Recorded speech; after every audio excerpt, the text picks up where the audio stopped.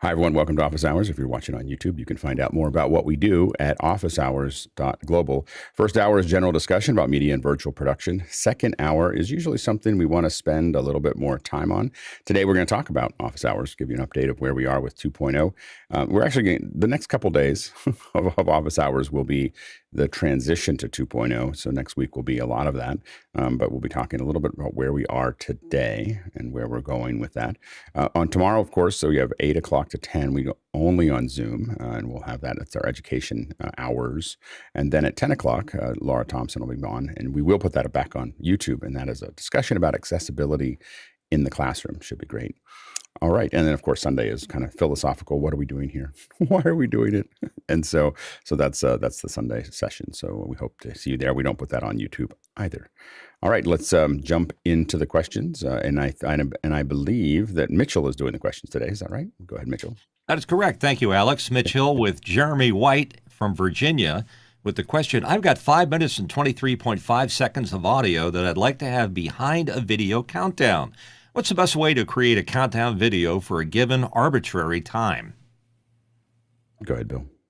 Most of the NLEs have functions to do this. I happen to be a Final Cut editor, but I think these are reflected in others. The way I would approach it would be to use the counting little initial, it's one of the built-in pieces, stretch it out to 16.5 or 23.5 seconds. I'd probably get rid of the 0.5 seconds at the beginning. I might use a little white flash or something like that to get into it so that they're whole numbers. It's a pretty quick thing. If you don't have a particular counting function in whatever set of filters you're using, then you can literally just do a background and type numbers and type however many that you need. 0 through 9 to be the seconds place, and do the same thing repeated, and then build little cards, title cards, put them all up there for 30 frames if you're at 30 frames per second time-based standard, and just play through it as an animation. That works equally well. So there's a lot of ways to get this particular thing done. Go ahead, John. Motion VFX has a plugin for Final Cut as well. That's a pretty nice one, and it allows you to customize it a bit if you want to touch it up a bit more than just having text on the screen. Go ahead, Courtney. Yeah, they've said most of everything. If you can stretch it, either stretch the video to 5.223, and people probably won't notice that your video is not running real time, and it'll count down as long as it ends at the point in time that you're going to start it. If you back time it, whatever the actual length of the thing is, or you compress the audio down, and it'll pitch correct for it. And people may not notice that. If it depends on whether it's music or not, if you'll notice that it's been compressed down a small percentage. Go ahead, Jeffrey. And you can do it the old-fashioned way. Just take a stopwatch and put it in front of the camera and go for a 5. And I wouldn't do 5:23. I'd do 5:30 because you want to have a little bit of a start and you want to have a little bit of an end, just in case you run into some technical difficulties as you're flipping from that countdown to whatever video you're going to be doing. Yeah, I would just probably add black for that last half second. I don't think it's gonna, for the end of something if I were gonna do it. I'll show you a little bit about. I build a lot of clocks, and I'll just show you just really in like the fastest I can. I do them all in motion, and so what I do is I add an object here. I have a generator, text generator, and I use the time code one. Now, there's a lot of different ways to do this, but this one works pretty well. The nice thing about this is now you have all the fonts, so I can. We'll stick with Bank Gothic, and we'll make this a bit bigger. And the other cool thing about this, let's see, we'll go to medium. We can also do things like in the appearance, make them 3D, So now we have a 3D piece here. We can say this is instead of single, we want this to be multiple. We can, I think we can make that multiple. Of course, it's, I don't know why that's not working. There we go. And then, make the front, some kind of metal. Beat up metal there. Anyway, so the point is that we have that there. The way you do this is we go into here, we go into the generator, and here we can just set keyframes. So you could say, I want this to be 05.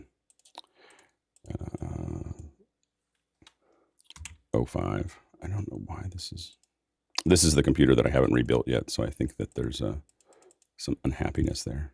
There we go. I still have to rebuild it. So you can say this is 523 like this. We'll just keep it at that for the moment. So now we have that set up there, and we can Hit return. So there's our 523. We can now say I want to,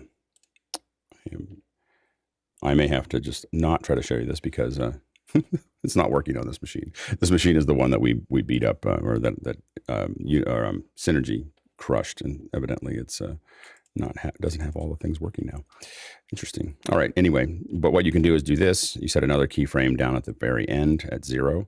And oh, I know why it's not there. I suddenly just realized it's not the breakdown. It's that. So anyway, so you can set these keyframes. Now it's just going to count down, and the only thing you have to do after that is set a mat. So I just mat it out. It's just easier to do this here. So if you just grab onto this and you select a mat, yeah, there's still something wrong with this. Anyway, we'll leave it to go. I have a broken machine. So, but you basically just mat that out, and I build all my countdown clocks that way. And I can do 3D. I can give them an angle. I can set them down. What you saw might have been before this was all that, using that there. Next question. Andy Kokendorfer from Viera, Florida, asks a question: panel discussion on stage. Is it a good idea to invert the phase of every other mic to isolate individual speaker audio? Go ahead, Bill. My answer is absolutely not, and here's why. Phase anomalies come from physics. They come from how far, if you have two mics on stage, each mic is from the other, and how far those two are from whatever the source of sound is. So if one person has a lavalier and the other person is 3 feet away, there's very little chance of out-of-phase problems between those two actors. You take the two actors and put them together in a kissing scene, and suddenly phase becomes your biggest enemy, because the distance separating the capsules of the two lavaliers can be exactly far enough out to swap that out of phase. To artificially enter phase anomalies into that by reversing the polarity of other mics is just adding a whole new set of problems onto the ones that physics are already presenting you. Go ahead, Roscoe. Yeah, exactly what Bill said. Go with physics, and go with SM58s or microphones that are not going to reach over to that singer next door over doing any kind of artificial phase cancellation. Go ahead, John. If there is an option to use an auto mixer of any sort, even the one built into like the M32, that's a great way to remove the audio from other people when your source isn't speaking. You go ahead, Courtney. Yeah, Bill kind of touched on it. The only way that phase cancellation works in a microphone is if you have a second microphone that's exactly phase coordinate, exactly in the same plane, in the same position as the one you're trying to cancel out. So if they're separate microphones, the sound's not going to reach each one of those separate microphones at the same point in time, because it's traveling through the air from one microphone to the next. So there won't be cancellation, but you may hear weird comb filtering stuff going on depending upon which microphone is open and which level is set. So keep them all in phase and use an auto mixer like a Dugan auto mixer will solve your problem. Yeah, the Dugan Auto Mix is what all of us use for exactly what you're trying to do. Now there's a Dugan-like Auto Mixer, I think, in the X32. I think they finally got the name back, but that is the Auto Mix is life changing. That's all I have to say. All right, next question. Gabriel Ung from Malaysia is here.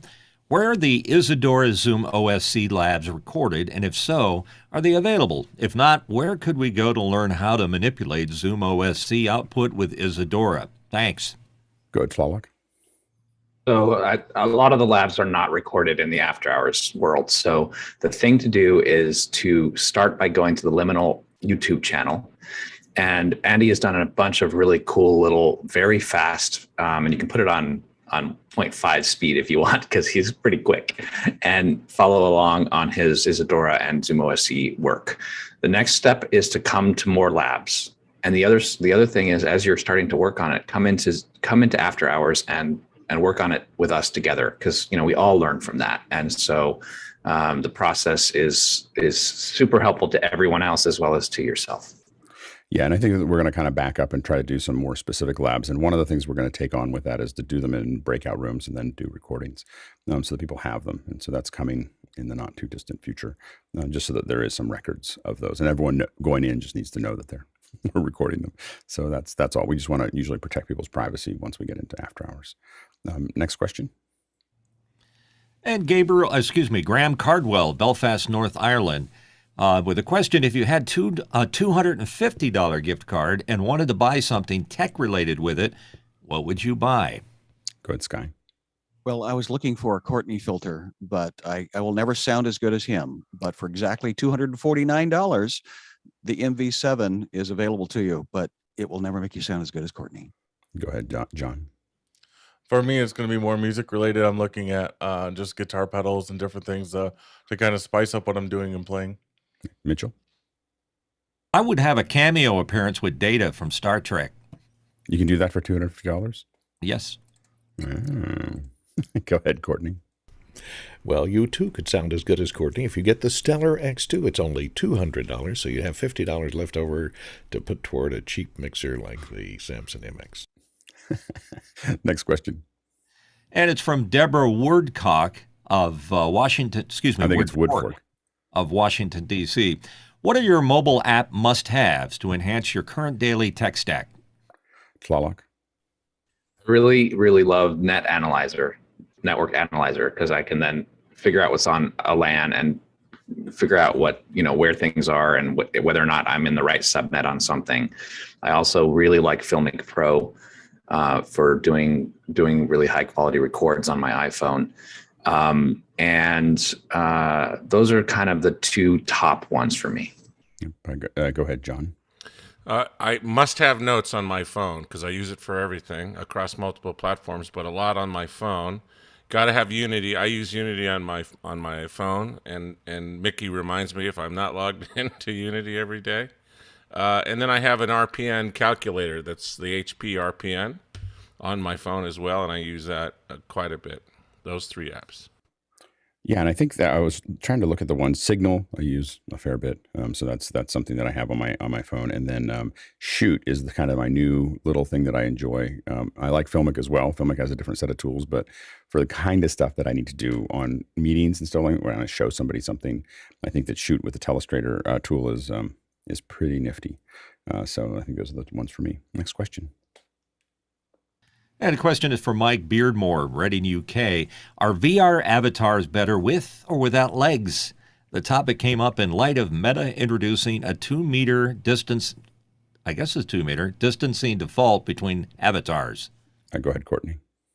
Yeah, it does look a little bit weird because you get these half bodies floating around. I think they did that because they didn't want to do all the math to calculate where the feet would be in the virtual world. Because if the feet aren't touching the ground, and you don't have to then deal with walking from one place to another, so you can move the avatars around without having to worry about animating their feet. Yeah, foot registration is a big deal. Like as someone who's done a lot of this, and so the reason you take the feet out is just so you don't have to think about the fact that they're going to be sliding all over the place against those backgrounds. And so, but I do think it'll be interesting to see how people take to it. I just think that the CG versions of people are going to make them feel more and more psychologically isolated. I just really don't think that they're going to feel like they're connected in the frontal lobe, and their back lobe is going to be like, it's not going to be getting what it needs. So next question. Nick Jushchyshyn from Philadelphia, PA is here with a question. I'm preparing to use ZoomISO to bring live Zoom guests group HD activated using green screen backgrounds into other virtual production tools through NDI for compositing. Any tips or tricks, watch out fors that the panel can suggest? Go ahead, Jeffrey. The first problem that I had when I started with my ZoomISO is when I brought it over to the other computer, I saw a pretty good latency in there. It was not until I actually put Wirecast onto the Mac Mini where I saw that the latency went down to very close to 5-10 milliseconds maybe.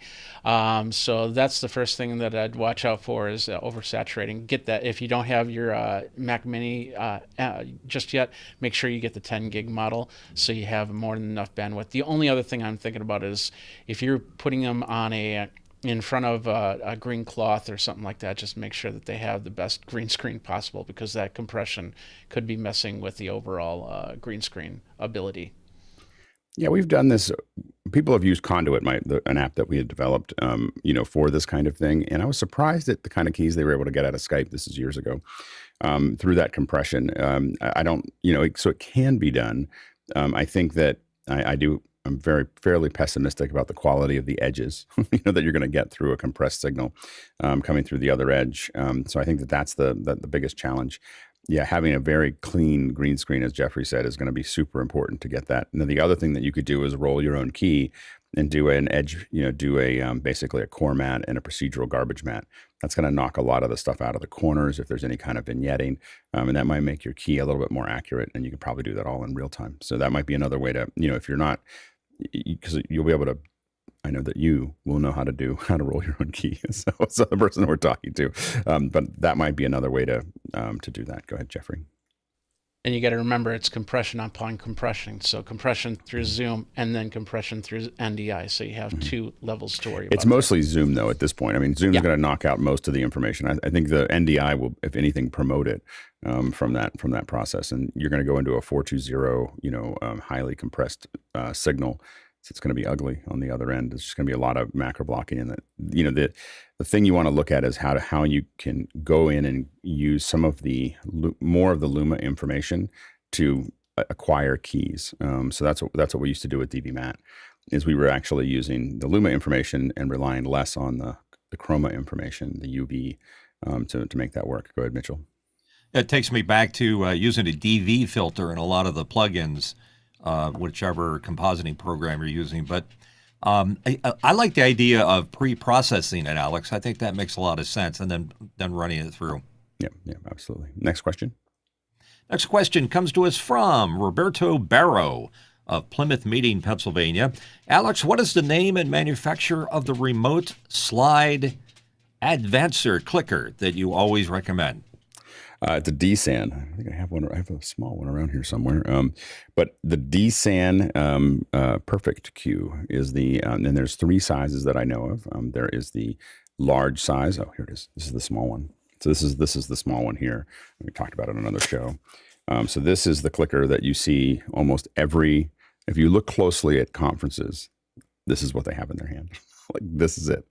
And then this is a little receiver that I have. This is the one that I carry in my kit personally. There's a mini, which is a little bit bigger. It's got a little desktop. It'll sit up.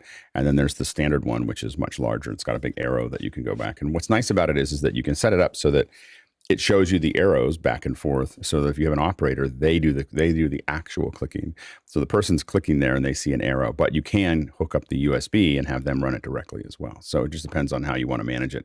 In most large conferences, it's because there's an operator that advances the slides based on the click.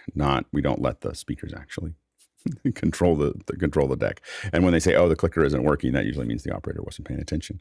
So anyway, but the Perfect Q, the stability, range, everything is dramatically better than everything else. And the first thing, I used to have like 10 of these, and we just finally got to the point where we just wouldn't let people use anything else because it was frustrating. So that's the one to use. It's expensive. It's worth it. Next question. And it's coming from our Zoom guru, Andy Carluccio from Washington, D.C. Did anyone catch Zoom's behind the scenes of the Work Transformation Summit webinar this week? What did you think? I missed it. I was in a meeting. I found, I was in a meeting. I wasn't able to see it. I don't know if the record was somewhere or if it was a Zoom only event. So that I would love to watch the video of that meeting to talk through it, but I wasn't able to see it because it conflicted with other things that I was doing. Is that different than the one that's tomorrow? I thought they said something about one on the 19th. I do not know. I followed the link that was posted in our chat, and it led to something that's happening on the 19th. Well, hopefully they're doing it again. Go ahead, Roscoe. Yeah, that's correct. The event's actually tomorrow. It's free to sign up for, but there was a setting up for a behind the scenes webinar done earlier in the week. So the one earlier was really talking about what was going to come next. Oh, that's cool. How they're going to do it, and then tomorrow's the actual event. That's awesome. Okay, very cool. Yeah, go ahead, Dennis. So the post that you linked to, Roscoe, actually says January the 19th. Oh yeah, so yeah, that's what I thought. So it's the ninth. So what happened was that was I was confused by that because what Sorry about happened? that. Yeah. What happened was that happened a couple of weeks ago, and this was a breakdown of how it worked and what happened there. And yeah, so I don't. I think I'm hoping that the record is somewhere because I would love to see how they did it. I just wasn't able to at the time. I wasn't able to go see it. Yeah. Next question. Chris Taylor from Carlsbad, California, is asking the question, why is today's YouTube video not displaying in Mukana? I don't know. Why is it? Yeah, go ahead, Roscoe. Mickey just upgraded the embed, so that was posted. So yes, it should be working now. Refresh your page. Okay, great. There we go. Jeffrey, did you have anything to add to that? Yeah, basically it's a lot of user input once that Zoom session starts, and it just got overlooked today. Yep. But when 2.0 comes out, that's probably going to change. Yep. Next question. And it comes to us from Paul Wallace, Austin, Texas. How do you increase the mic gain on a Shure MV7 beyond the norm? Go ahead, Courtney.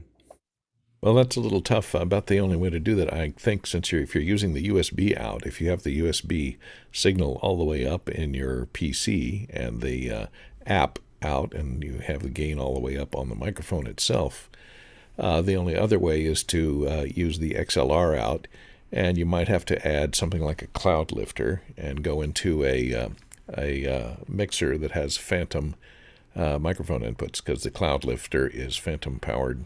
I think it may have a battery in it too, but that can lift that dynamic microphone level of the XLR out, and then you got to go into a USB interface or a USB output, a mixer that has a small mixer that could be a one microphone mixer that has a USB output, as long as it has phantom power on its input. That's one way to do it. Go ahead, Bill. Yeah, same thing. Essentially, it would be much easier if these were terminated in XLRs, because those things like the cloud lifter and the FET heads and the little circuitry that increases by a substantial margin a low signal aren't really as available in the digital world of USB audio, and it's harder to do, so you end up having to throw more hardware at it. I'm sorry to say. Go ahead, Roscoe. So what you do is you run it into Audio Hijack, and Audio Hijack has volume meters, and then what you're doing and then Loopback actually routes it into Zoom. So you create a virtual cable. There's I'm trying to think of the name of some of the other virtual cables available, but Audio Hijack and Loopback are the combination that allows you to input it in my environment. Only if you're on a Mac. Right, but there's virtual cables for PCs, like virtual cable, I think is the actual name of it, but I'm not a PC person, so I'll let someone else. Cloud lifters will not improve the quality of your audio, just the volume. That's all I'm going to say. Next question. Paul is back again. How does the WLM Meters licensing work? Can you use it on multiple Macs and PCs? I don't know how the licensing works, and evidently none of us do. I think all of us just put it on one, and they're like, okay, there we have it. I think it's probably only one or maybe two PCs. Or yeah, go ahead, Mitchell. You're muted. Mitchell. I think it's like all the other Waves plugins. You have to manage it through the Waves application. And on mine, I can only send it to one computer at a time, not two at a time. So you can move it. Right. But you cannot license more than one instance. Go ahead, Dennis. I believe when I got it, I got a free year for a second computer. So I bought the license, which gives me the right to run it on one computer. Right. But I did then get 1 year of being able to run it on a second computer. Next question. And the next question is from Tim Mann in Melbourne, Australia. Would you recommend an HDMI downscaler, 1080 720, or should I just replace the screen? Courtney. I'm curious about what replace the screen is referring to. If you're trying to go into something that only accepts 720p, you can use something like the Decimator MDHX. It's about $295. It has HDMI in and out and a scaler built in. It also has a conversion to SDI if you ever need that. But if you're using a monitor, for example, that is a 720p monitor, actual resolution, and that's your problem, and you have a 1080p output out of your computer. Usually most computers will accommodate a 720 screen if you're plugging in an HDMI cable out of a computer into a screen. Either the computer will accommodate the 720 or the monitor will accommodate a 1080 and automatically scale it internally in the monitor. So try it out first, because it may scale it automatically, or your computer may scale its output on the output automatically before you go out and buy a decimator. I'd get a new screen. Just get a 1080p screen. 720 is low. Next question. Cheaper than the decimator. It is. You can get a screen for less than the decimator. Next question. Chris Taylor from Carlsbad, California. Has anyone found a way to use StreamDeck to mute the audio of specific applications on a PC? If I want to watch a YouTube video while watching Office Hours, I have to open up a volume mixer and adjust each app's volume. Go ahead, John. Assuming you're on Windows, you can use Voice Meter Potato, and then you're able to control that with StreamDeck. So, potato, tomato, whatever it is. But there's definitely lots of different options. For me, I actually have a Go XLR. I use that integration. I can quickly turn up and down, or just on route audio to my ears using the StreamDeck as well. Next question. I can't hear you, Mitchell. Our very own Sky Gleason from Seattle, Washington is here. Who would like to be in a Go for Launch video for the Office Hours Space Unreal Engine concept created by Nick Jushchyshyn? Go ahead, Sky. So in the Stone Soup concept, with everybody bringing what they have, Nick has offered to do an Unreal video for us. And consequently, he said, if we have people say, "Hi, my name is Sky. Here in Seattle, it's Go for Launch," in front of a green screen, he would composite all of those different faces and all of those different experiences into a Unreal set. So that's the offer. So if you're interested, this is the advertisement to, ping me in Discord and let me know if you're interested, because Nick would like to composite you into a big community experience. I'm just thinking about the possibilities there. I know. Should we wear costumes? I think I know. So what I think we should do is I think that we should have the old control from Houston. I know. Like a 3D model of it. Yep. And then we should put everybody as metahumans, as their metahuman in there, and have them just do Go for Launch. But then you can have the camera like swinging over and then moving over to the other one, and then moving over to the other one. And the other thing to do is to get the reference material from Apollo 11, the documentary where they took all the 70 millimeter. They've got the cascade. They recorded the whole cascade for one of the, not the whole thing, but a big piece of it. Yeah. So you can hear the call outs and everything else. That'd be really cool. Should we all wear white button down shirts and skinny black ties? And too many I don't know if we can cigarettes. do that. That would be really hard, because we can only use what MetaHuman gives us, or it's hell. Oh. It's not. Well, I thought this was for the composite. Well, I'm saying it would be easier. It would look better. It'll be hard to get the composite to work. I just think it'll be less like that. I'm just saying, I'm being practical here. I think it'll be easier. It would probably be easier for Nick, and Nick can correct me if I'm wrong, for us to put up an iPhone in front of us and just capture our face saying it, and then just map that onto the MetaHuman. He is requesting green screen. He is green. I know, and that's I'm just saying I don't know if it'll either be easy to do or easy to watch, but it won't be both. That's why I went. So anyway, that's all I'm saying. The shotgun of this, because for those that want to participate, because throw a big net out there. Go ahead, Mitchell. This is a very interesting development, because Preto already asked me to do one. He's got from East Coast and other places on the planet. And I was doing exactly that already. I had the control room from NASA. And I was going to go out, pick up a white vest and a black tie, and do the. You're going all the way. I was going to go all the way, but now it's just a green screen, and I already have the green screen part, so I'll just send it into Sky, and I'm done. Go ahead, Courtney. Yeah, I was going to mention the white shirt and the skinny tie, but the other thing that requirement is the horn rim glasses with the Telex little boom microphone. Pocket protector is optional. Yeah, pocket protector too. Slide rule. Yeah, see the hold on. I think I showed this before, but see, you need this. This is before they broke it down. This is in Houston. So that you got to figure out how we build. Send that to Nick. He's modeling that. He's modeling that as we speak. He's ready to do it. and put. Yeah. He just wants to put humans Yeah, behind it. they had a little. That's how they sent things around. There was one of those little suction Vacuum cups. I was like, tubes. Are you really using vacuum tubes? Yeah, but that's me playing. We were going to composite something there, but And they all had ashtrays because they were all smoking. yeah, exactly. All right. Go ahead. Next So question. there's an idea. I'm all in. Graphics expert Bo Cordell from Charleston, South Carolina. Last week during a set day, I lost 5 hours troubleshooting an issue that ultimately was due to a static IP conflict. This was a network shared among 3 different entities. How can I prevent or more quickly identify IP conflicts next time? Go ahead, John. If you have access to the network switch, you can look into the ARP tables very quickly to identify that one IP address has 2 different MAC addresses. If you don't, there are different devices that will actually pop up and let you know. Windows will do that, a Mac will do that. But if you're dealing with dumber devices, it's definitely easier to go into the switch and be able to register that. Tlaloc. Something that I do on admittedly much smaller scale projects than what you do, Bo, but is I try to keep kind of an audit of all of the equipment.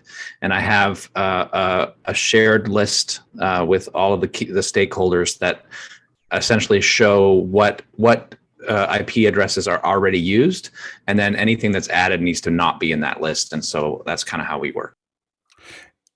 Yeah, go ahead, John. One more thing, Tyler mentioned it earlier, is being able to do just a simple scan. So you can do a network scan, figure out what's there, and see if there's any overlap with what you're doing as well.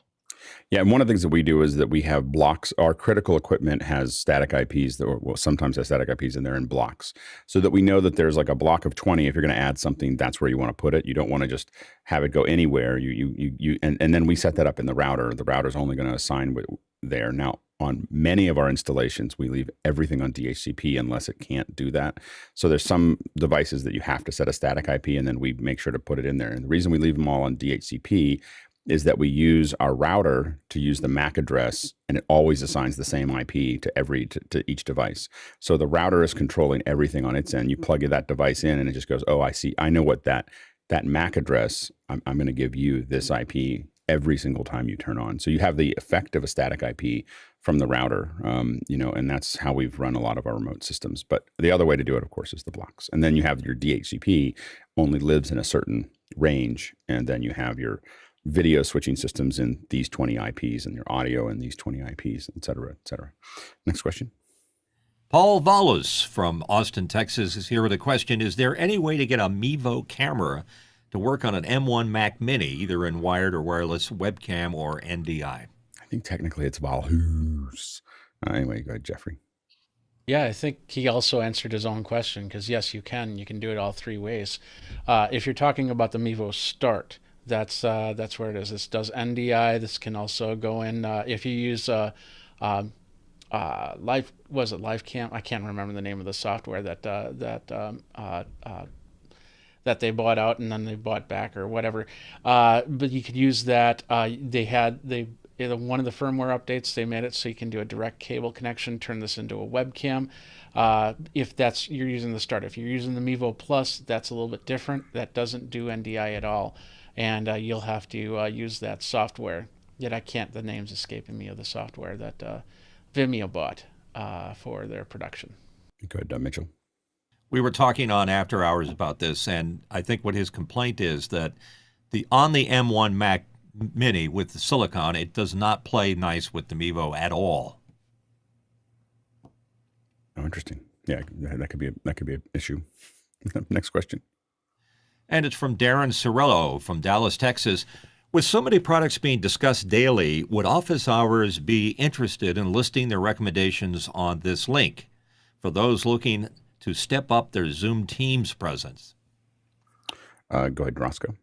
Yeah, we kind of tried to do this at the beginning when teachers were involved, trying to recommend equipment for them. So I put together a golden list for the teachers, but there's so much information in so many diverse areas that you need to become that specialist. You need to say, I'm going to collect the links that just relate to networking, or I'm going to collect the links to just relate to audio, because again, because of the breadth of it, the time it would take to categorize it all and put it all together, we're going to come up with hopefully an automated way to do it. Next question. Chris Sabato from Albany, Oregon. What is a good mic for capturing ambient crowd sound at a baseball game? I want to hear the crack of the bat and general crowd buzz, but not individual conversations. I've been using an SM58, but now I'm second guessing that choice. Go ahead, John. I like using a shotgun mic, at least one pointing towards the crowd far enough away where you're not going to pick up individual conversations. It's just going to be the roar. And then a mic pointing at the players and be able to catch potentially any conversations that may be happening, and then the sounds of the bat and catching of mitts. Go ahead, Mitchell. Yeah, I agree. A shotgun mic with an Omni capsule on it, a Sheps would be real nice, but maybe not. A Sennheiser. Those are the best choices. You just can't use a regular mic because it's going to be picking up more of the localized sound, which would be the crowd buzz. Go ahead, Bill. I'm going to say it doesn't. The mic is important, but not as critical. Your mic position is more important. And here's what I would be thinking of. I would use the best, most reach-oriented low noise mics. Could be a hypercardioid, could be a shotgun, could be anything. Even a sensitive mic like a lavalier would work. But what I would do is I would try to get my mic up above the crowd so that you don't have the drunks around you screaming and infecting your audio. And I would also, if I needed more crack of the bat, move down to adjacent to the diamond and try to kind of point it in that direction of the batter. You get in a little trouble sometimes if you're at a public baseball game and you do that. I've shot at baseball games and I've had the actual team on my side, and I've still had people yelling at me. I remember a lady running up and going, "You can't show me at this baseball game." I had to tell her, "Look at the back of your ticket. I can't." But anyway. Good, Courtney. Yeah, I'd recommend a shotgun mic on the back, on the backstop behind the batter, pointing at the batter so you're away from the crowd. That way the crowd will be in the null zone of the microphone, so you won't hear individual people right behind the microphone, and you'll hear the crack of the bat better, and you'll be behind the players, so if they're saying something that is unbroadcastable, it won't come out as clearly. And make sure you put it in a windscreen, like a basket windscreen like that, because you don't have all those condenser microphones are very sensitive to wind noise, so make sure it's put the dead cat on it and put it in a basket windscreen, and you should be okay. Go ahead, Roscoe. Most batters are right-handed, so put it on top of the visitor's dugout, and you also want the sound of the ball being caught in the mitt. So those are the two sounds that you want. And if you put it directly behind them, obviously the body of the umpire, the body of the catcher will absorb some of the sound. Yeah, and one of the things that we've used, the SM58 would probably be the most challenging mic that you could use in this environment. So it's designed actually to get rid of all those things and really focus on one person. So that's that high off-axis rejection is exactly what it's designed to do, and that's exactly the opposite of what you want. A shotgun, and we've also used labs, like just standard labs that we put out there, and they've been able to hang them from places and so on and so forth, and we get a good audience for the fans and so on and so forth. But shotguns can work. And then the other thing to look at, we had them on a while ago, SoundShark. SoundShark is what a lot of those effects are picked up by. It's a parabolic reflector for audio, and so basically it will allow you to capture things at quite a distance with a fair bit of accuracy. So that's another way to look at those. And they make little ones. I had a little one around here just a second ago, but I think I put it somewhere. And then they make much larger ones that are used by a lot of the broadcasters. Go ahead, Roscoe. The danger is you got to make sure you're putting it behind the net, because the expensive audio equipment does get hit by balls. Next question. Ironically, it comes from Nick Batt of the UK. Any suggestions for 2 U.S. SIM providers in the LA area to be used for bonded stream, not LiveU or Ustream? Go ahead, John. For any major metropolitan area, it's AT&T and Verizon for me. Look at T-Mobile or Sprint if you're going into a rural area where they may have like just better coverage in that specific area, but AT&T and Verizon are always the safe bet. Yeah, AT&T or Verizon are the best. The T-Mobile randomly is good, and when it's good, it's really good because no one's using it. But usually it's not as good. The hard part you get into is a monthly. If you're trying to use it for an event, one of the big advantages of LiveU or other things like that is that they're managing the account for you. And so the challenge you get into in these locations, I assume that you're probably going to NAM or something like that, is that you're going to it's just really hard to get into monthly access in the U.S., like a 30-day access or a monthly month-to-month. It's very expensive and painful, and there's usually all kinds of data caps and everything else if you don't have a larger one. Sometimes what we've done, sometimes easier just to partner with some folks that are in the U.S. We've done this in Europe, where we partner with folks and we just use their SIMs, So and we pay them for them to use those. And that's been simpler to use because they're unrestricted. And we've done that in Italy and other places like that. And that's been really, I haven't had to do it in the U.S., but I've done it the other direction. But what I will tell you is going month to month on SIMs in the United States is downright painful. Next question. And it's coming to us from Tlaloc, Miguel Lopez Waterman, who's on our panel here. He's in Salisbury, Maryland right now. Tony, I hear tell of an upcoming Conversations with Tony Mobley on a special night. Can you tell us more? Go ahead, Tony. So on February 21st, this coming Monday, there is going to be a special Conversations with Tony Mobley. And guess what? Tony Mobley is the person who's going to be interviewed.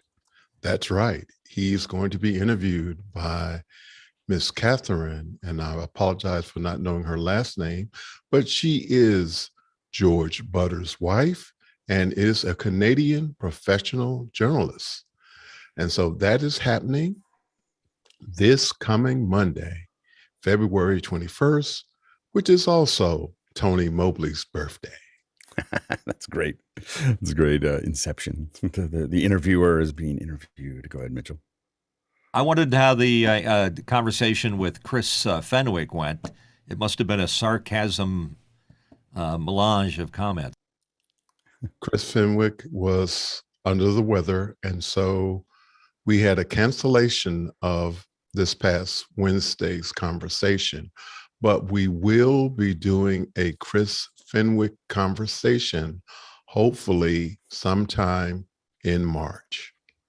Go ahead, Dennis. And I can just confirm that it's Catherine Harrop. There we go. Next question. And Tlaloc is back with a question. Has anyone seen used mixed pre-6 units for sale out there?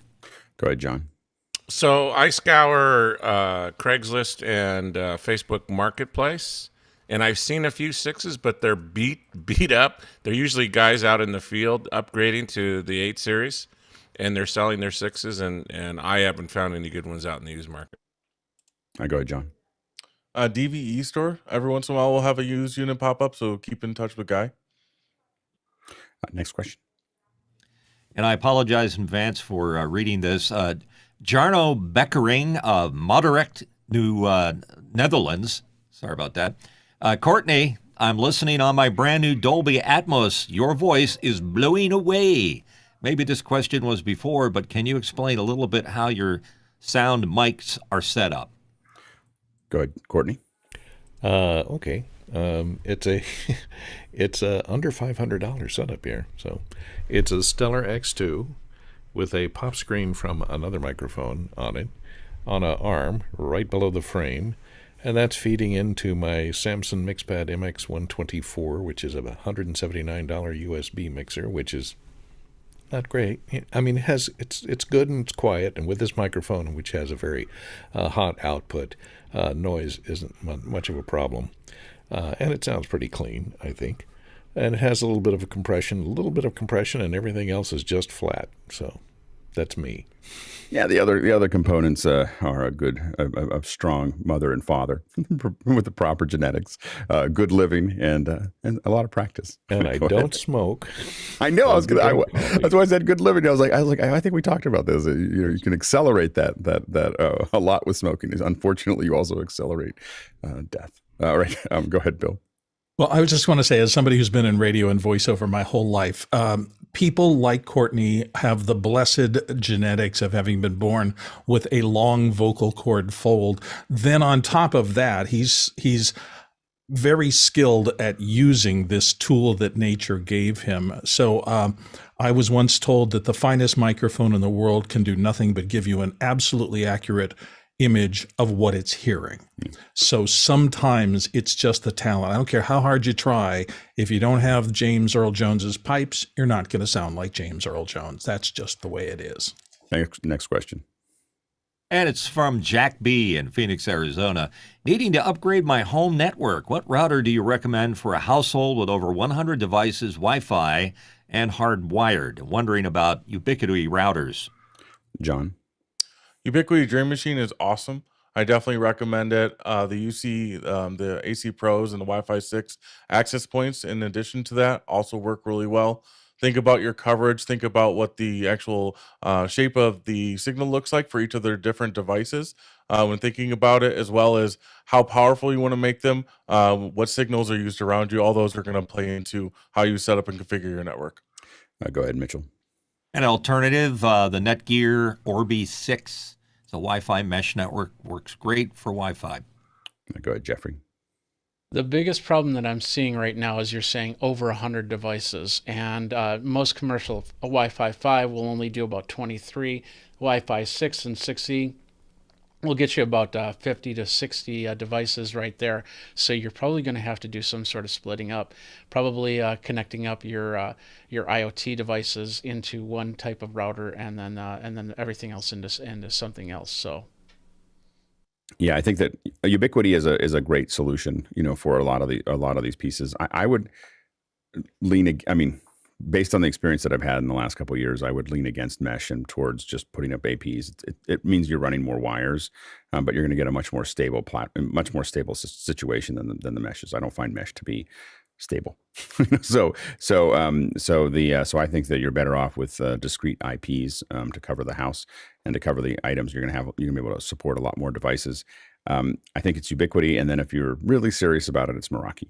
So Merakis are expensive, and you have to pay for them every year. But I will say that the interface and the control is distinctly better than Ubiquiti. It's just that you're paying for that extra. So it's just a matter of whether you want a really nice Chevy or a BMW. All right, next question. Paul Valhoos from Austin, Texas. Is Bill Davis using a shotgun mic? And before we go into that, I just want to let everybody know that the producers have done a great job at asking the normal number of questions that we need. Unfortunately for them, the panelists have done even a better job at just getting to the point, cutting through the questions, and so we're gonna start up early on the second hour if we don't get another couple, 2 or 3 questions. So go ahead and throw those in if you can. Let's go ahead, Bill. So most people would say so. I am speaking into a Sennheiser MKH416, and a lot of people would describe that as a shotgun mic. I actually hate that term because it causes people to think mics work like that device, which means that you can stay across a room pointed at somebody and hear them and not hear anything else around it. And that's not how audio works in any circumstances.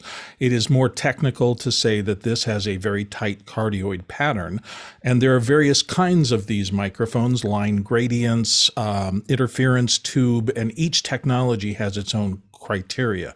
The reason I use this one now, those who've been watching the show for a while know that I started out on a Neumann M103 that I have in my voice booth. But in this room, at least the last place it was set up, I had a little more fan noise. And as Alex has often said, those really high, expensive, low noise condenser mics pick up everything. So if you have small fans, computers on, even the vague buzzing ballast on a fluorescent light 3 office cubicles away, it'll pick it up. So this turned out to be a better choice for here. But yes, it is that type of mic. Go ahead, Courtney. Yeah, that 416 that Bill is using has a wonderful proximity effect. So if you get it less than a foot from the talent, which is where it is right now, it sounds really rich and warm and emphasizes the lower mid-range. And it sounds really great. We've used it 416 in a lot of voiceover booths, believe it or not. Especially if you're doing VO and ADR for motion pictures. Yeah. I suddenly realized, though, that is why when you changed, I realized that's why I can hear you when you leave it open. It's because it's picking up you more than the last mic. So that's why I can hear the exterior, and I also hear your breathing a lot more. Yeah. so I have to work on my breathing. It's like, like every time between everything, it's like the huge, and I couldn't figure out. I was like, what has he changed? And just in the grid, I always watch it in the gallery view. You're very small, and it just kind of blends into your shirt. So I didn't realize you would switch mics, but now it makes more sense. That's one of the reasons I wear a black shirt and wear a black shirt most of the time. Yeah. But yeah, Courtney's exactly right about that. This is used a lot in voiceovers. It became very popular when a guy named Ernie Anderson used to do the Daybook, and he's the guy who did the Love Boat. And once Ernie started using one of these, they just swept the industry. A lot of positives. I apologize to everyone else. I have this thing about breaths, like, and now that I've talked about the fact that I can hear Bill's breath, no one will ever be able to not hear, unhear it, and you'll hear it. But you think that it's something that is here. Just listen to NPR. Like, just listen, like, now that I've told you that that you can hear the breaths in, now that, that's the blue pill or the red pill, or it's the red pill. Like, you just now won't be able to unhear that. I apologize. Next question. Thanks, Alex.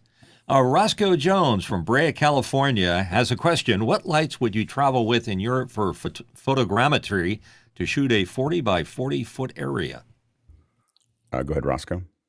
I have a professor who got a grant. He's going to go to 70 theaters throughout Europe, and he's going to shoot videos of the actual way that they move sets in the old days. Basically, these are all going to be classic old theaters around Europe.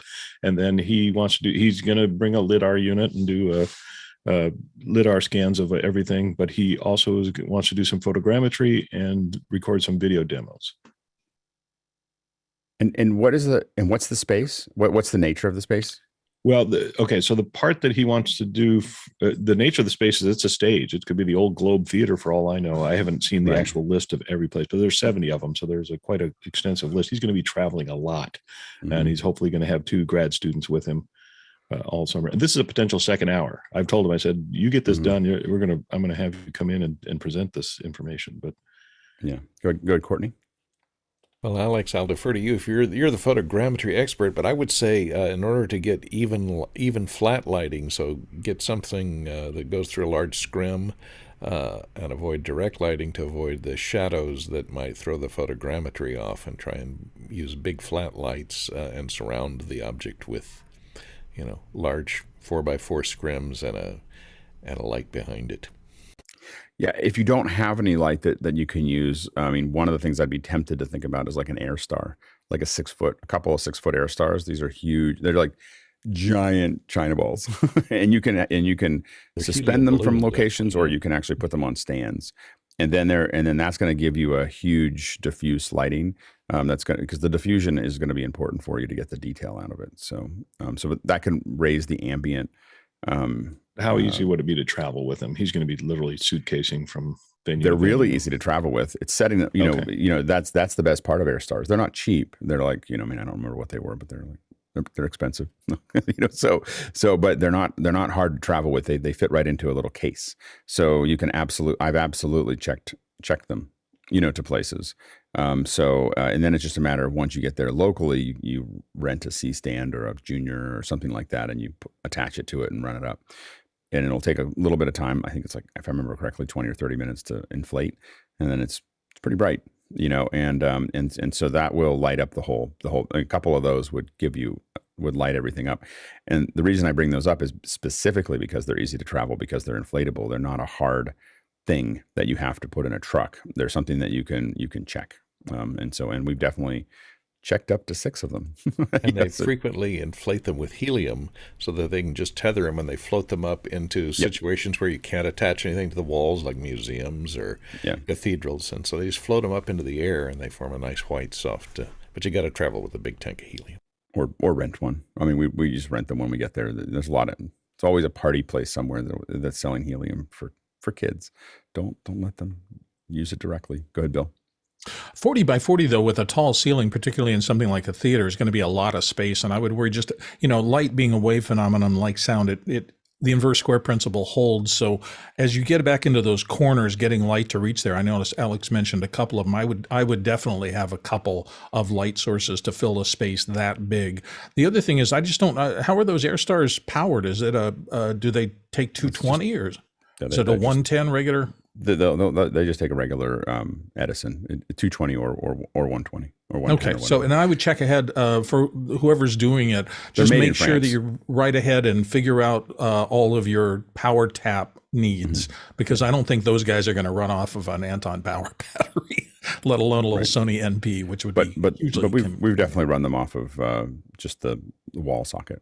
Like they haven't been a problem there. So, next question. And it comes to us from Dennis Champion Walker in Mansfield, Great Britain. I've been preparing a new supersource background for Office Hours 2.0, but the Hyperdeck doesn't want to play it. Why are the file type requirements for a Hyperdeck? Or what? What are the? Go ahead, Mitchell.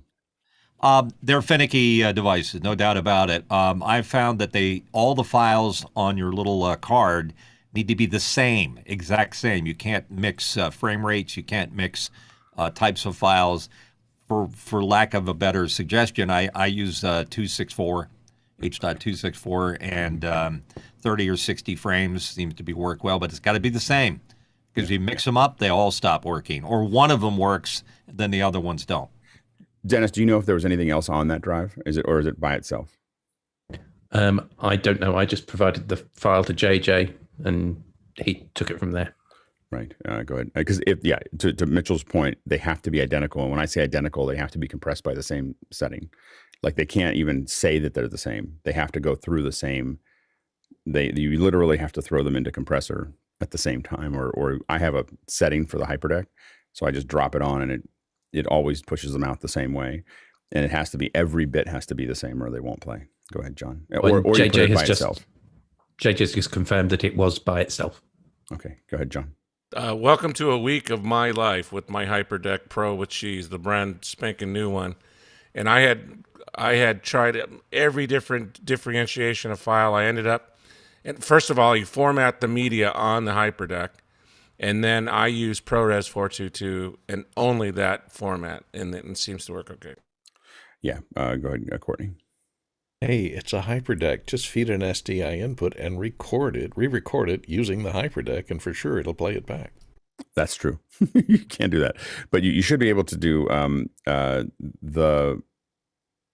use 422HQ is the one that I use for that, and I don't know what format it is right now, but yeah, it is 422HQ. And then the other thing you have to do is make sure that you've formatted the drive. If it ever had anything else on it, it's got to be formatted before you put the file on it. So otherwise there's something like left there somewhere that in the header that confuses it. It's the price you pay. I mean, for those of us who have worked with playout systems for a long time and just want them stable and just want them to work, the reason that they do that is so that they are stable. And generally a Hyperdeck will play whatever it has. It just won't show up until it's exactly the way it needs to be, so that it doesn't have to be changing formats between playouts. And, it's that low levelness gives us some security, but it also is very restrictive. We'll take a look at it. I'm going to be down there today, so we'll see what happens there. Next question. And it's from Kenny Hampton in Greenville, Illinois. What good HDMI cable tester does the panel recommend? I find I can test pin continuity with a standard HDMI cable, but cannot test the Redmere style with the built-in circuits. Is there a tester for this style cable? You might have stumped us on that one. I don't know if I test a lot of HDMI cables, other than like plugging them in and making sure I got signal on the other end. Go ahead, Courtney. Yeah, I was going to suggest plug out the highest resolution signal you have into one end and make sure it's going the right way on the Redmere, the directionally, so it has an input and an output. And plug it into a monitor and see if you see any sparkly things, or if the monitor suddenly goes black or comes back on. And if it does, then you got a problem. If it doesn't, it'll probably be good. Next question. From Danny Law in Malaysia, what are the colors to avoid if using LED video wall as a background for a live event, which is also being streamed? Go ahead, John. Always stay away from white. Understand what your talent is wearing and stay away from those colors. If we got a bunch of people in black suits, I'm not going to have a black background where they're just kind of disappearing into it. So just pay attention to that and make sure that nothing in your frame is brighter than your talent. Red. Do not put red behind there. Like red is horrible on a stream. That's red. It just annihilates. H.264 just digs into it and just falls apart. So red is a horrible color, or any of the primary colors, pure green, pure blue, and pure red. But red is the worst. Go ahead, Courtney.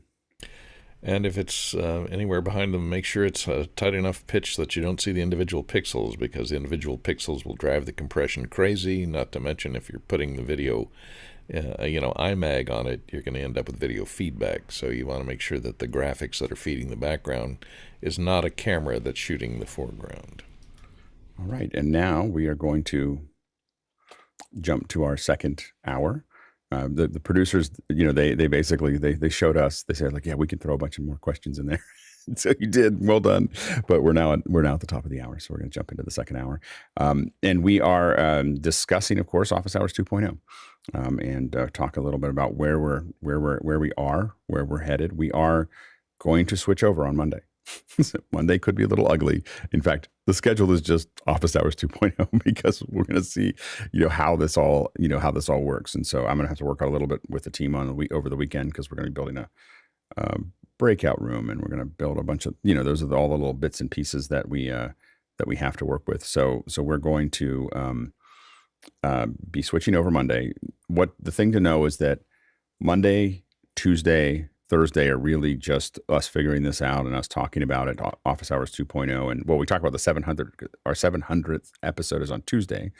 We'll talk about Office Hours on Monday. We will attempt to do a regular show with the Olympics graphics on Wednesday.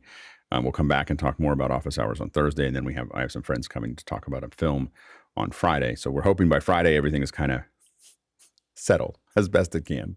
So we'll be trying to settle it all in by that period of time. But next week is the transition. So we're going to go ahead and move forward, and the thing that came up, there's still things that aren't perfect, in what we're doing with that system.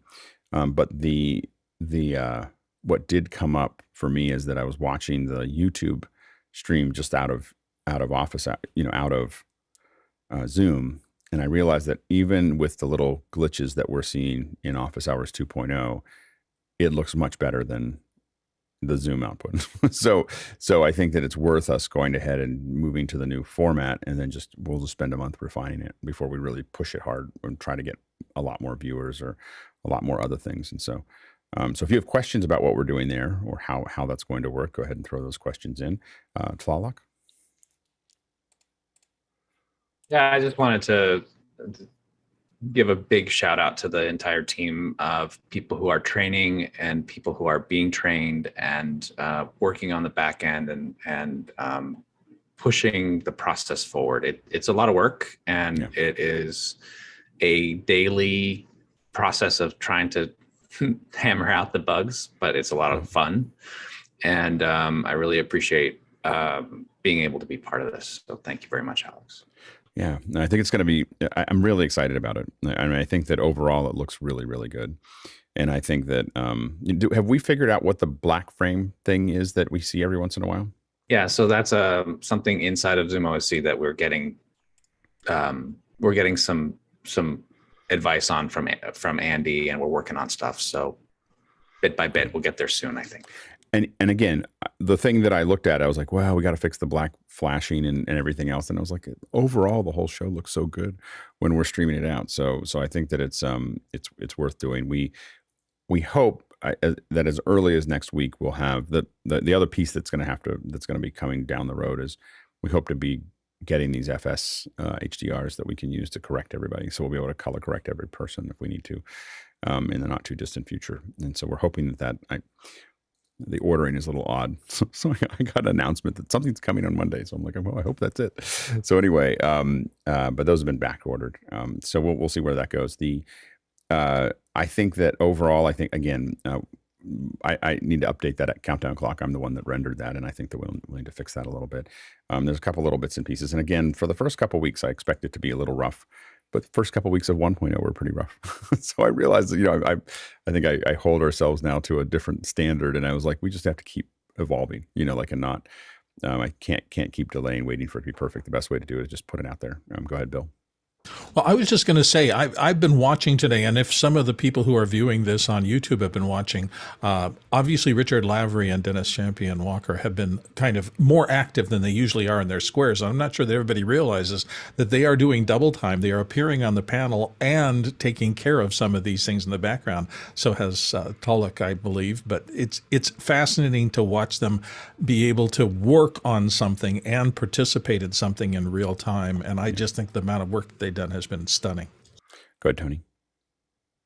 I just wanted to add that I am looking at YouTube as the show has been going on today, and it is absolutely gorgeous. I don't know if there's something special that's going on or not, but it is really looking really good. Yeah, one of the reasons that it looks, even the Zoom version looks better, and the reason for that is that ZoomISO is requesting 1080p of everybody.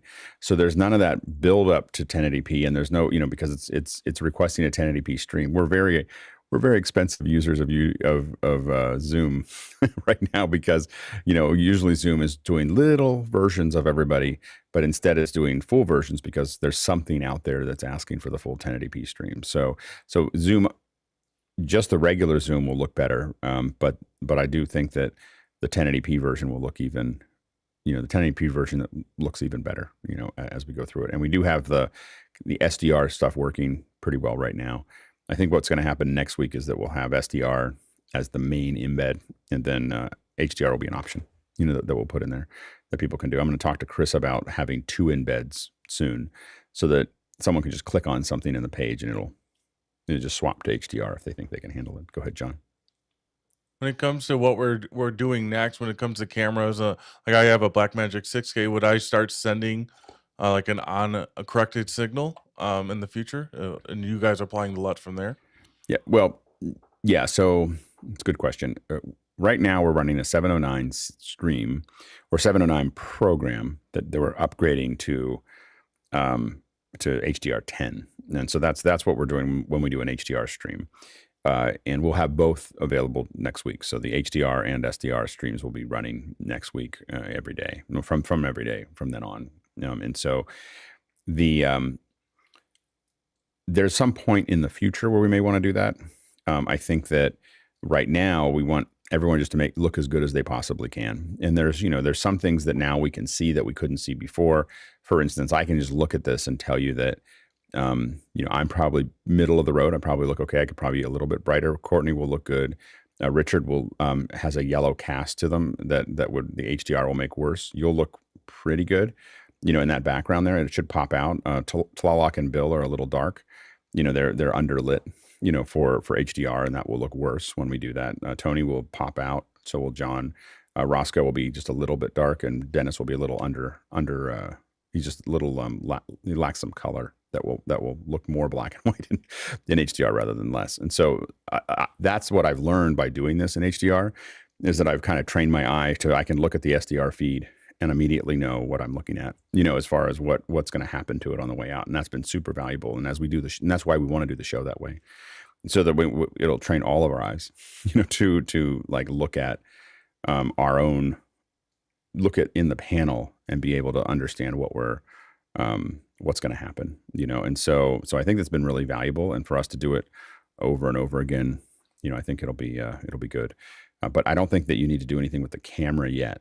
I think that we may at some point build a LUT for the folks that have 6Ks. Like, here's the office hours LUT that we'd like you to put on, so that we try to, but some of that LUT has to do with the lighting and everything else, and so it may or may not make sense.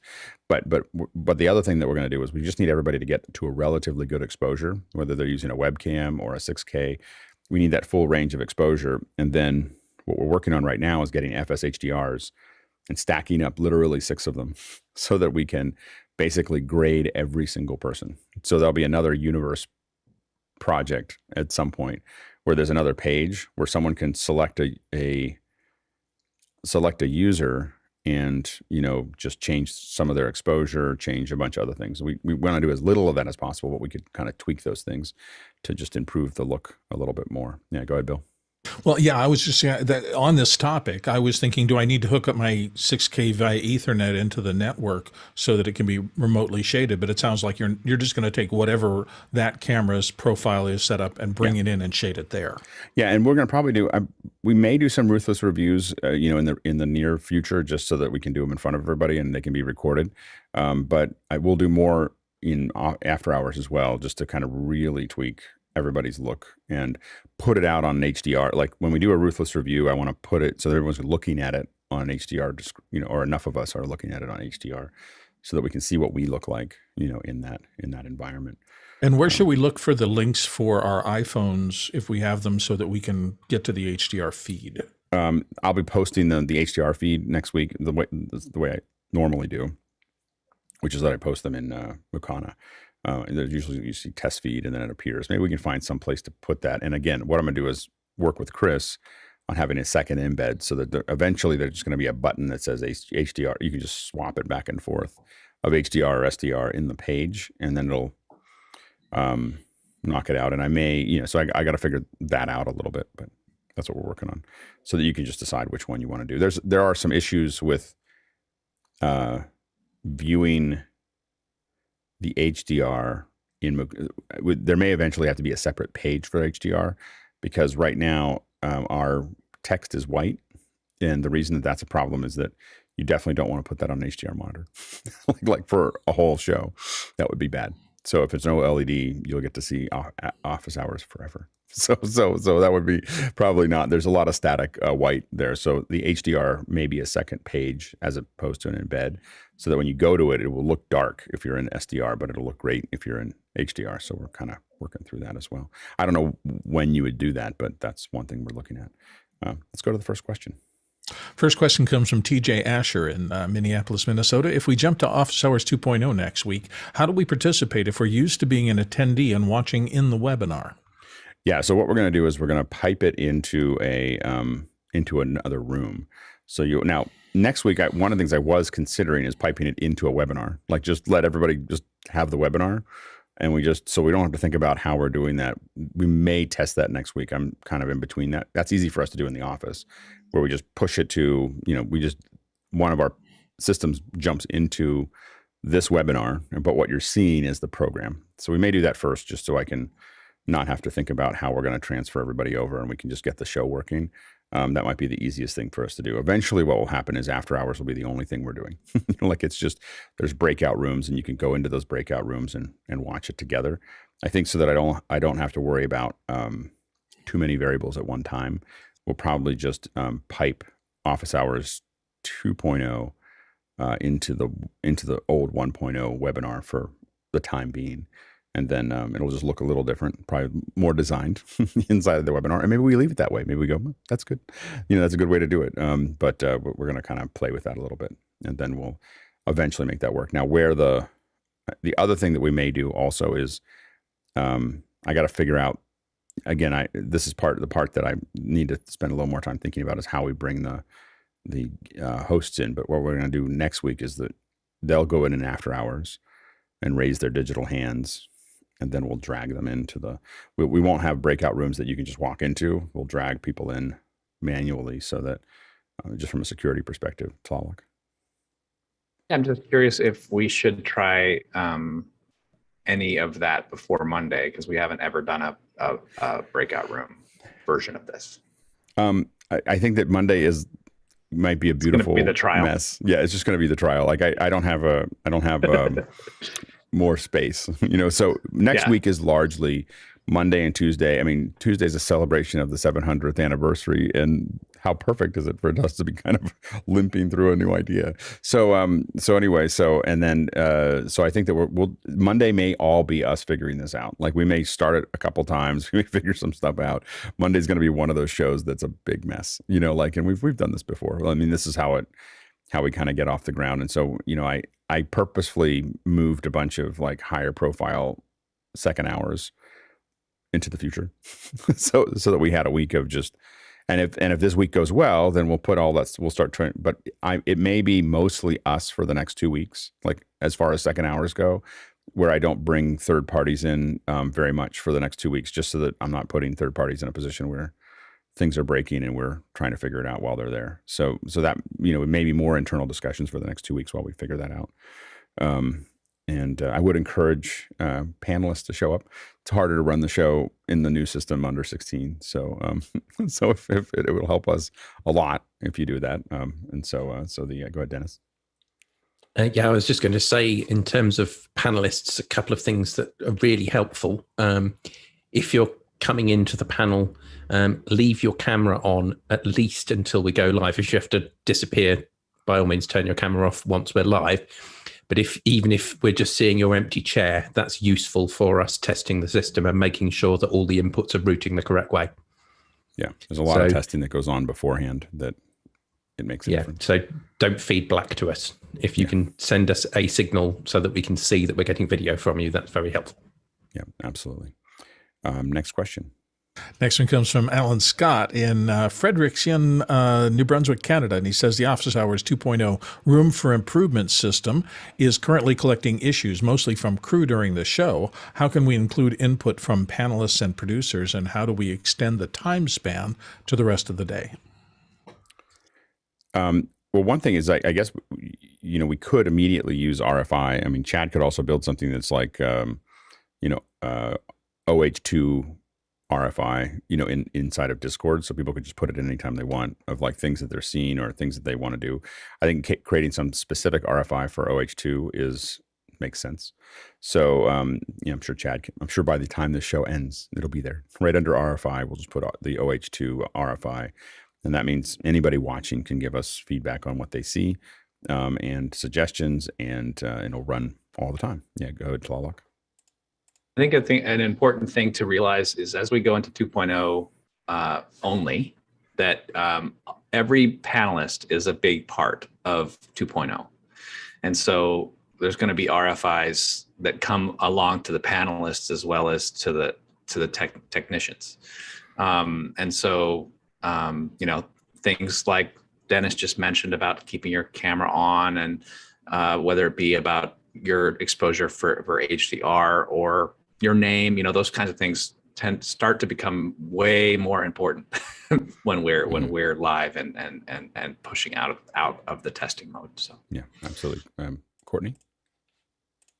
Well, I put this in the panel chat, but maybe I can bring it up here. Is one room for improvement would have to do with the panel chat. It doesn't have to do with the audio or video in 2.0, but once we cross the top of the hour for the second hour, if we could change the default tag to whatever the topic is of the second hour, that would be helpful, because once you hit enter on a question in the panel view, right, you can't change it. So then it ends up with the first hour tag, which means it may not get sorted into the second hour's questions after the top of the second hour if you enter a second question. Yeah, I would put that suggestion into the best place to put those suggestions is into the Mukana discussion because by the end of the show I'll forget. but if you put it into the Mukana in Discord, Chris sees that. Chris reads that religiously. Okay, and so if it can be done easily, he'll do it quickly, as usual. Go ahead, Dennis.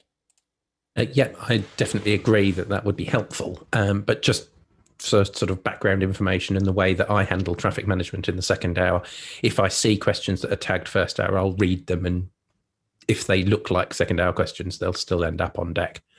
If they're definitely first hour questions, I'll push them back to the person who asked. Right. Next question.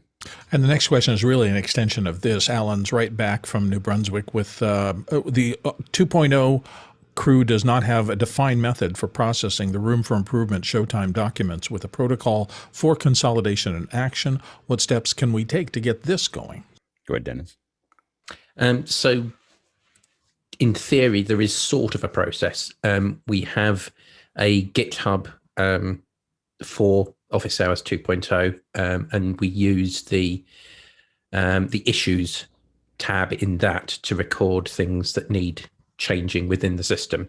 So the ideal would be that after each show, we go through, pull out anything that needs to be amended and add that to that issues document so that we can then work on those improvements in the system. Go ahead, Tlaloc. The GitHub version of issues was really good, except for the fact that not all of us really understood how to do that. So one of the things that we've started to put into place, I've built a Google Sheets with tasks that we're looking for, and I'm trying to get some feedback from Jonas about that, because Jonas is a really good mind when it comes to developing. And then we'll make that public, and I think then that at that point we're going to start to be able to really sort of track those things that we're working on in a better way. Yeah, that sounds great. Yeah, and then you just, we're always trying to figure out a way to, I mean, this is, how many can be done a week? Maybe one thing, maybe two things. Like, it's just, I think that a lot of times the hard part when you build any of these lists is you build a big list and then it creates an expectation that somehow that will be handled quickly. And I do think that this kind of document can list like a target date for it to be working. And so we can kind of set target dates out, and people will realize that some of these might take 6 months to get done, because some of them are interaction of code and Mukana and all kinds of other things as well as just it's not, sometimes they're not trivial fixes. Next question.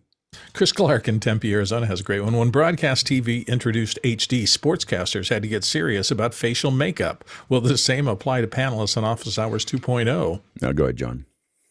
Yeah, everyone should be very familiar with Mac makeup, but there's also this little slider that gets you wax face in Zoom. So, Yeah,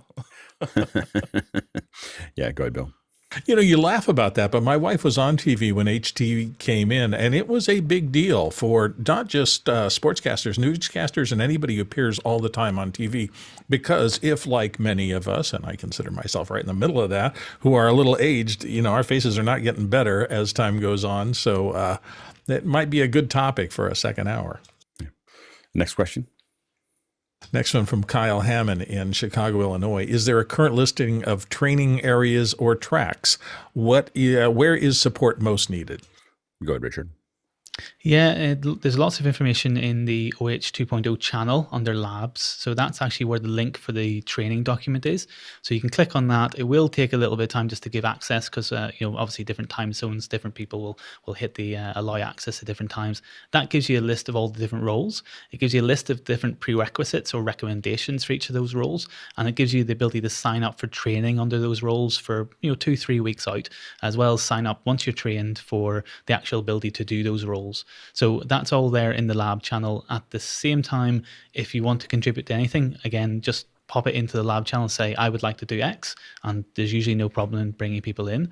I think at the moment we need more people on graphics, and just to start to kind of build up the back stable of kind of graphics, from tile cards to stings and different things like that. So we're currently working through a lot of that, but it'd be lovely to have more people. Next question. Next one comes from Paul Wallos in Austin, Texas, and he says, where's the Office Hours 2.0 manual? Go ahead, Dennis. So the spreadsheet that Richard just mentioned has some documentation in it in terms of what each of the roles involve, but a large portion of it isn't yet documented because we haven't poured the concrete. We're still in the process of developing how everything works. As an example, the switching interface that I showed on the last update we did has already been completely revised. I think Richard has contributed a large amount of work to that new interface, which is being used today for the very first time. Yeah. I think that I will admit that I tend to document near the end of things. I find that trying to document something that's still moving very fast is a lot of time that doesn't end up being useful because you're moving quickly. I think we're better off with a lot of folks learning it as they go and kind of organically.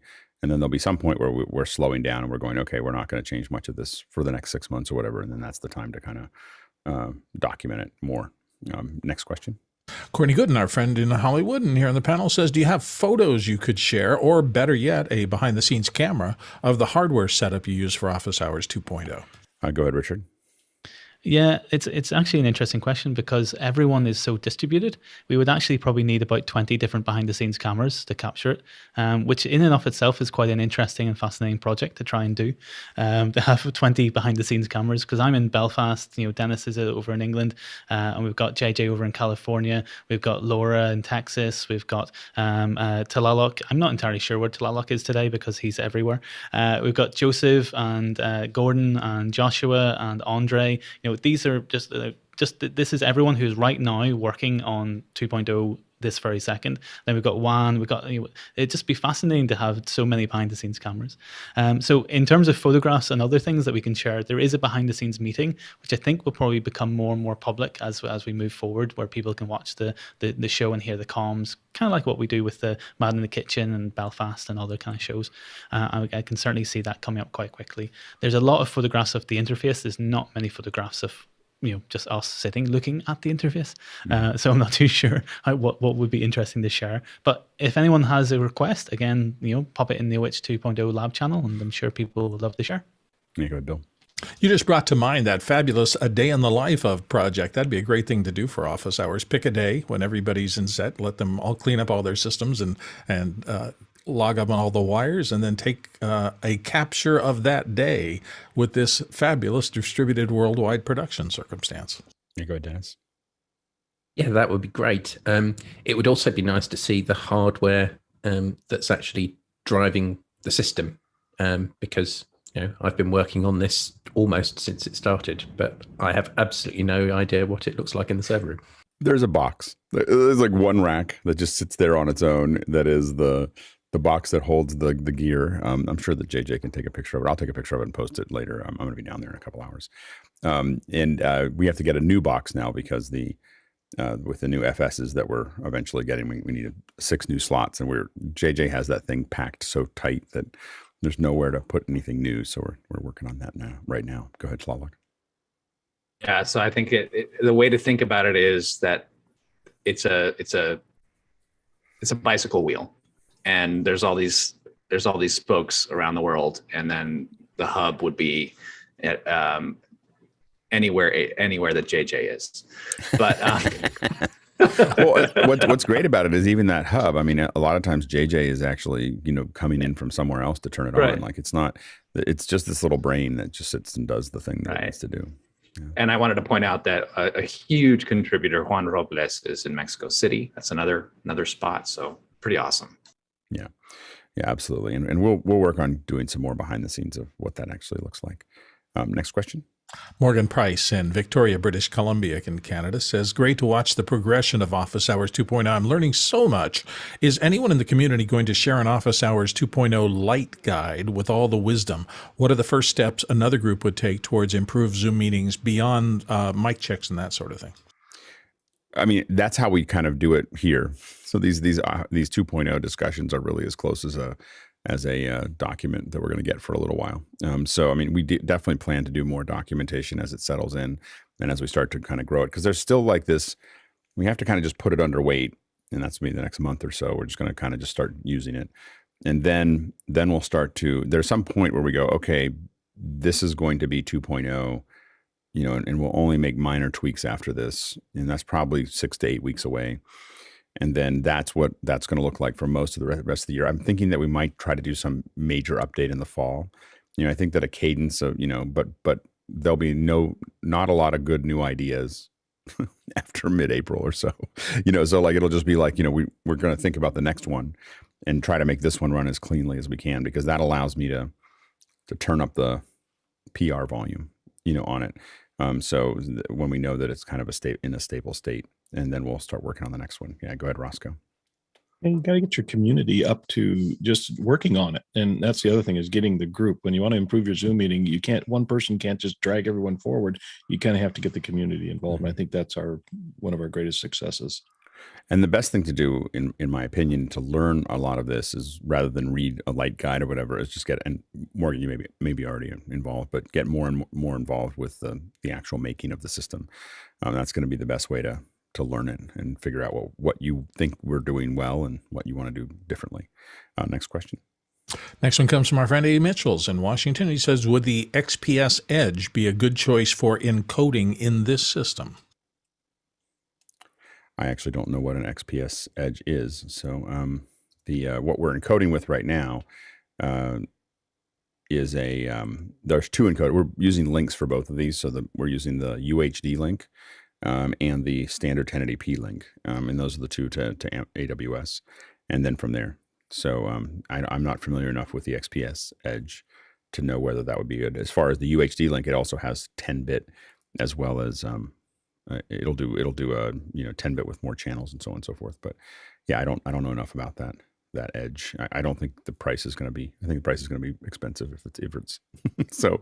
But yeah, it could be. But we're going to stick with the links for now. Next question. Stan Chan in Roseville, California, has a question about what Alex was talking about just a little bit ago. Is there a recommended software implementation of FS-HDR with an API and inline LUT loader that might work in a cloud deployment? Not that I know of. And by the way, for folks, if you want to ask other questions about Office Hours 2.0, again, we're cutting through these questions pretty quickly, so we're almost out of questions. So it'll be an early day if we don't have more questions. We can talk about Office Hours 2.0 for a little while longer, but if you want to throw more questions in about OH2, this is the time to do it. Back to Stan's question. I don't know of another, especially in the HDR space, I don't know of other things that can be doing it. Now, I do believe that you have basic proc amps that you can use inside of vMix, inside of Vector, inside of, there's things that you can do to, do that general movement. I don't know of anything else that you can load a LUT into that's for each input. So having a real lookup table, I don't know of anything again, this is why we're using hardware. It's because there's pieces of this. Now we hope that we get a system that we know how to do in hardware, and eventually the tools that we need in the cloud appear, and we can then move. The goal has always been to move it into the cloud completely. I always know that the hardware is a little bit of a painful process, but what it allows us to do, it's an enormous amount of processing that we're doing. When you look at how much we're moving from one machine to another, HDR, the color correction, the processes, that would be, it seems like, we could just do this all in the cloud, but we, at the level that we're trying to do it at, it would be hard to do it in the cloud, maybe impossible at the moment. So that's the thing. And maybe, and I get that, again, people will go into this thing of like, well, no one else is doing it that way. And that's usually where I live. So, that's no one else is here is usually the entry point for me, for what I do, so that's kind of my MO, and we'll get more attention, doing it that way. And it's already gotten some support for us. So I think that being audacious oftentimes is useful. So that's why we're doing it that way. It is heavier to lift it that direction, but I think it's worth it. But yeah, there's nothing in the cloud that will do it. And the LUTs are going to be really interesting, because what we're trying to do with the LUTs is the FS-HDRs are addressable via REST. And Andy built a OSC to REST handler. So through that process, we think that we can get to a point where Isadora can run the FS-HDRs automatically. So we can make those. That's why through Universe or whatever, we can sit there and do color correction and so on and so forth to those, to each person without having to deal with the FS-HDR at all. It's a little interface that you just pop the person up and make those adjustments. So that's a pretty exciting thing for us to do. The other thing, though, is that we can potentially have LUTs for every person, that they would just, we know how to correct every person's, and as long as they don't change it, we can just load that LUT in for them automatically. So eventually that's what we're hoping to do, is get to a point where it just snaps them all, into place, as long as they don't change anything. And then if they do, then we build a new one, or we do fine correction inside of ColorFront. Next question. Comes from Dennis Champion Walker in Mansfield, Great Britain. Can Richard show us the new cutting interface for Office Hours 2.0 and what additional tools it gives us? Richard? Yes, I can. Sorry, I was just prepping that at the same time. So this is the current iteration of the interface. So there's a number of different changes that we've made and complexities that we're starting to build in. The main thing is just to start to move to an actual show where we can start to bring in graphics and title cards and countdown clocks all from the Universe stage, rather than having to rely upon JJ. And you can see it's actually live changing there as the team in the background change the system over. Sorry, they're having trouble getting, I think, me into the system because I didn't raise my hand on the question. So I'm retrospectively raising my hand on this question. So it allows us to I'm just hearing JJ shout update supersource to them. So we've got the activation of the keys over here. We've got the ability to bring the question in. We've got the abilities for activating the countdown clock and title cards. Then we've got the supersource locations, and these all change. Pretty much these modes change the supersource in different ways, or bring the supersource into preview. We've got the direct connection buttons. Dennis took us through a lot of this recently, so I won't go into too much detail. And then the additions are things like the ability to start to use stings and mixes in the transitions and so forth, as well as the big fade to black button that now actually fades to black, rather than putting a big black square into preview and then us having to auto it across. Very good, very good. That's great. It's amazing. It's just a really amazing setup. Yeah, there's a new one as well, that there's TD6, which we haven't launched yet. Which hopefully, if I can convince Chris to give me some time, we'll integrate Mukana into the interface, and then that way the TDs can see who's raised their hands and who's doing what without having to have multiple tabs open. So for me cutting the show today, I have Zoom, the interface, and then Mukana all on one screen to be able to kind of see everything that's going on at the same time. One thing that came up is that are you changing what's going into the inputs? Is that still happening, or is that based on who's there? Because it's could you expand? There was some discussion about the inputs, or what's going to the inputs, and what's coming out of the ISOs is changing based on. It's dimensional rather than just it's always the same. Go ahead, Tlaloc. Yeah. So what we do is we set up the ISOs, and that goes to sets it up into the hardware, and then the active speaker is actually switching in the second ME of the constellation, which just means it's much faster and much cleaner. Mm-hmm. Right. And then we're also we are routing. There's people talking in my ears, so I got to turn that off. Sorry. We're routing in the hardware to the super sources, which makes that much more clean as well. That means that those ISOs, those pins in the ZoomISOs are staying put, and that's kind of the attempt for everything that we do moving forward, is to not repin anything. We always want to change it in the hardware to keep it clean. No, that makes sense. That's the way to do it. Dennis? I just wanted to give a shout out to Laura, who gave us a lot of good feedback in terms of making the interface better for visually impaired people. So there were some problems with sort of dark grey on black, for example, which was low contrast and difficult to read. And that feedback has helped us change the colours and make it much more usable. Yeah, it's great. And Laura's cut a couple shows for us now, right? So she's done a number of them, yes. Yeah, it's fantastic. Next question. Next one comes to us, Brian Anderson, who he and Blair yesterday did a fabulous presentation at Silver Springs, Maryland. And this is about that. There was a comment yesterday on comms that the white background on Blair's keynote slides would be problematic in HDR. Can you please explain why? Go ahead, Courtney. Well, a couple of things. A white background usually in a presentation slide is 100% white, so it's got equal amounts of red, green, and blue. And on an HDR monitor, that can be up to 1,000 nits. So you're going to blind the people that are watching on an HDR monitor. The other problem being that people that are in the panel who are on camera and have an HDR monitor in front of them and are watching the speaker view, their face is going to light up with that 1,000 nit light of the background of that monitor every time they cut to it.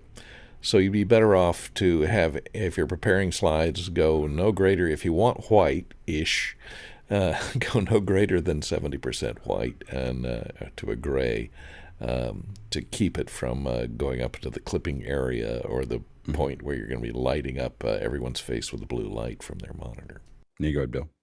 Yeah, and on top of that, we've had the issue that we've discussed a good little bit about somebody wanting to reference a product. They go to an Amazon page, they pull that up, and that is full white. So we're cognizant of the fact that as we move to this higher nit range of dynamic brightness, and as people get monitors so they can accurately monitor those, constant white backgrounds can be a serious problem. And so it's an interesting thing to think about. Just for me as somebody who designs things, I'm starting to really pull back from that old Apple look of people in interviews on a complete white background and things like that, getting ready for the future of HDR, where it's going to be more difficult if I have to manage that and if they don't clamp everything more robustly. Yeah, and I think that, I mean, even Apple now is dark. When you look at their how they're using Keynote, they're mostly dark backgrounds. And as the thing to look at also is that as we look at broadcast in general, you don't see a lot of white. In a broadcast, mostly it's darker colors or darker backgrounds. And so you'll see us kind of keep moving that direction. When someone puts up, I know when I'm testing this stuff right now, even on my iPhone, when we cut to one of those screens, I can feel my irises. I mean, they pull in so hard, and I can feel my eyes go, like if you're walking from a dark room to an outside, you feel it's like, and that's what's happening. And so it's not just that it's uncomfortable. It's that now everything will be darker to that person for the next couple minutes as your iris slowly pulls back out. So you have to be you want to kind of not do that if you can avoid it.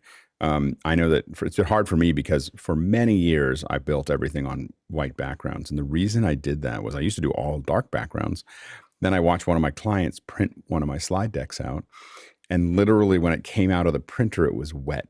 Like it was so much ink from being dark. And I was like, oh. So then I swapped to white backgrounds so that when people took turned my PDFs and printed them, it would use less ink. Literally that was why I moved it. And now that almost nobody prints these out anymore, and that I'm now getting ready to go back to dark backgrounds for that. But it will make a difference as we move to more and more people watching this on HDR.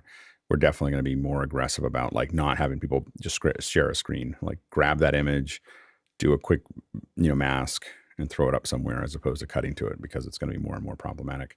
And I will say that I wish more websites just moved to the right direction, because it's, as someone who's used to dark mode most of the time, it's the white mode now. It just gets more and more painful. Next question. Stan Shannon, Roseville, California, is right back with, is it possible to have an automation flow with DaVinci Resolve as a way to color grade and generate a LUT for the office hours workflow? Go ahead, Roscoe. Well, the term would be color correction. There are techniques, by which you can pretty much use the automated tools inside DaVinci Resolve when you put up that X-Rite card, and it will do its best to come up with, but actual color grading would be taking something like Charles taking that picture and sitting there and saying, how can I make this look absolutely amazing? Whether they're doing that to a standard chart that we all want to look a little bit, I don't know, older, younger, deeper, more purple, that would be Charles's choice. But yeah, we could do color correction automated. It is. I mean, it's still pretty manual. Yeah. So you can get, so it is technically, I mean, I would say if we're going into Resolve that we're grading, not color correction, but that's just, I think that's a either or, potato thing. But the what you can do there is you can take a live feed from, through it's the Blackmagic input that isn't coming to my head at the moment. Micro Studio. Yeah. The Extreme. Yeah. Recorder. The mini recorder. So we can bring it through there. You can set up a live input into Resolve, and then you can you can put up those color charts. And the main thing is you can, if there's a matching version of that in Resolve that you can put over top of that color chart, it will do a color correction. It's about 90% accurate. It's better than someone who doesn't know what they're doing, but not as good as Charles. so it will make the image better, but not great. That may be something that's useful to us because, as we go through these things, because we are grading those LUTs. Now, we could do it live. We probably won't try to for at least a little while, where we could theoretically be piping each person in. But what we'll probably do is when we do a ruthless review or something like that, where we do a kind of we'll have a LUT setting process where we all have, where we all get on there, we all hold up a card, or we just hand a frame off of that to someone like Charles and let him just kind of quickly go through and fix it. Then the only time we update it is if we change it. So then if like Richard decides to change colors or lighting, he comes and lets us know and we try to build a new LUT for him. But if people are doing the same, like I do the same thing every day, then we don't have to necessarily do that again. So that's kind of the process there. Go ahead, John. Just saying that we need a new Fenwick framer then. Right? A new Fenwick, so we know where to hold the color grade. Yeah, exactly. The little thing. Put the color grade right here. Yeah, exactly. And we are going to play around with audio sync as well, where we, one of the goals that we're going to have is to start working on this app that would because with each person, once we get isolated audio, which I expect to get, the next couple months, we could theoretically change the delay for every single person in the FSHDR, or in the mixer, one or the other. And the advantage that we have there is that we could theoretically have everybody hold up their phone with something that's playing out. and it'll just sync everybody up. It'll just tighten up all their audio individually, which would be interesting. Go ahead, Courtney.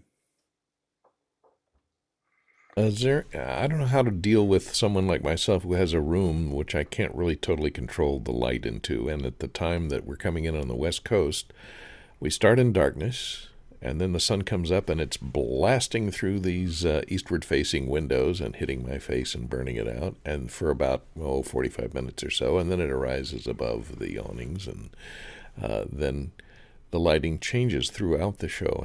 How can we deal with that? Duvetine. Make my front living room look like a circus tent. Just block it out. Go ahead, Bill. Well, I did it because those are windows. They're outdoor windows right back there. And when I first set this up, I thought, I'm having exactly that problem. It's coming up. My solution was to go to an art store and get some heavy black foam core. And I actually cut it to the little notches on the window so I can stick it in there. But I also did that score on the back, and I can fold it in half. And on days when I want light and air through that window, it's about 10 seconds to fold it in half and put it over on the side. So I'm a great believer in the thick version of black foam core. Go ahead, Roscoe. Courtney, we'll put you on the Office Hours Senior Tour. Next question. Morgan Price, Victoria, British Columbia in Canada says, can the panel outline the graphics set Office Hours 2.0 is going to have, lower thirds, questions, sweepers, and so forth? Tlaloc. So one of the things that we're really working hard to do is to get lower thirds for the super sources, which is actually fairly complicated. But we're well on our way. We've got Tuomo with SPX is helping us a lot with that, figuring out all the different layouts.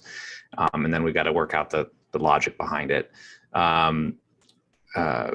Richard Lavery is working on countdown clocks, getting this show started, sweeps into the show.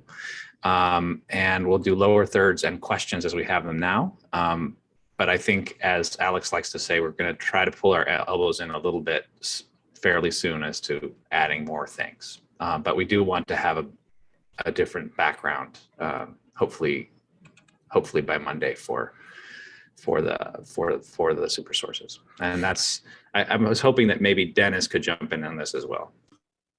Go, Dennis. Yep. So as I mentioned in a question earlier, I've been working on a new background for the super source. And Alex Gollner did all of the initial work, designed a very interesting background, and I have now generated video of that. It's just a question of getting the Hyperdeck to play the thing, and then we should be good to go on that.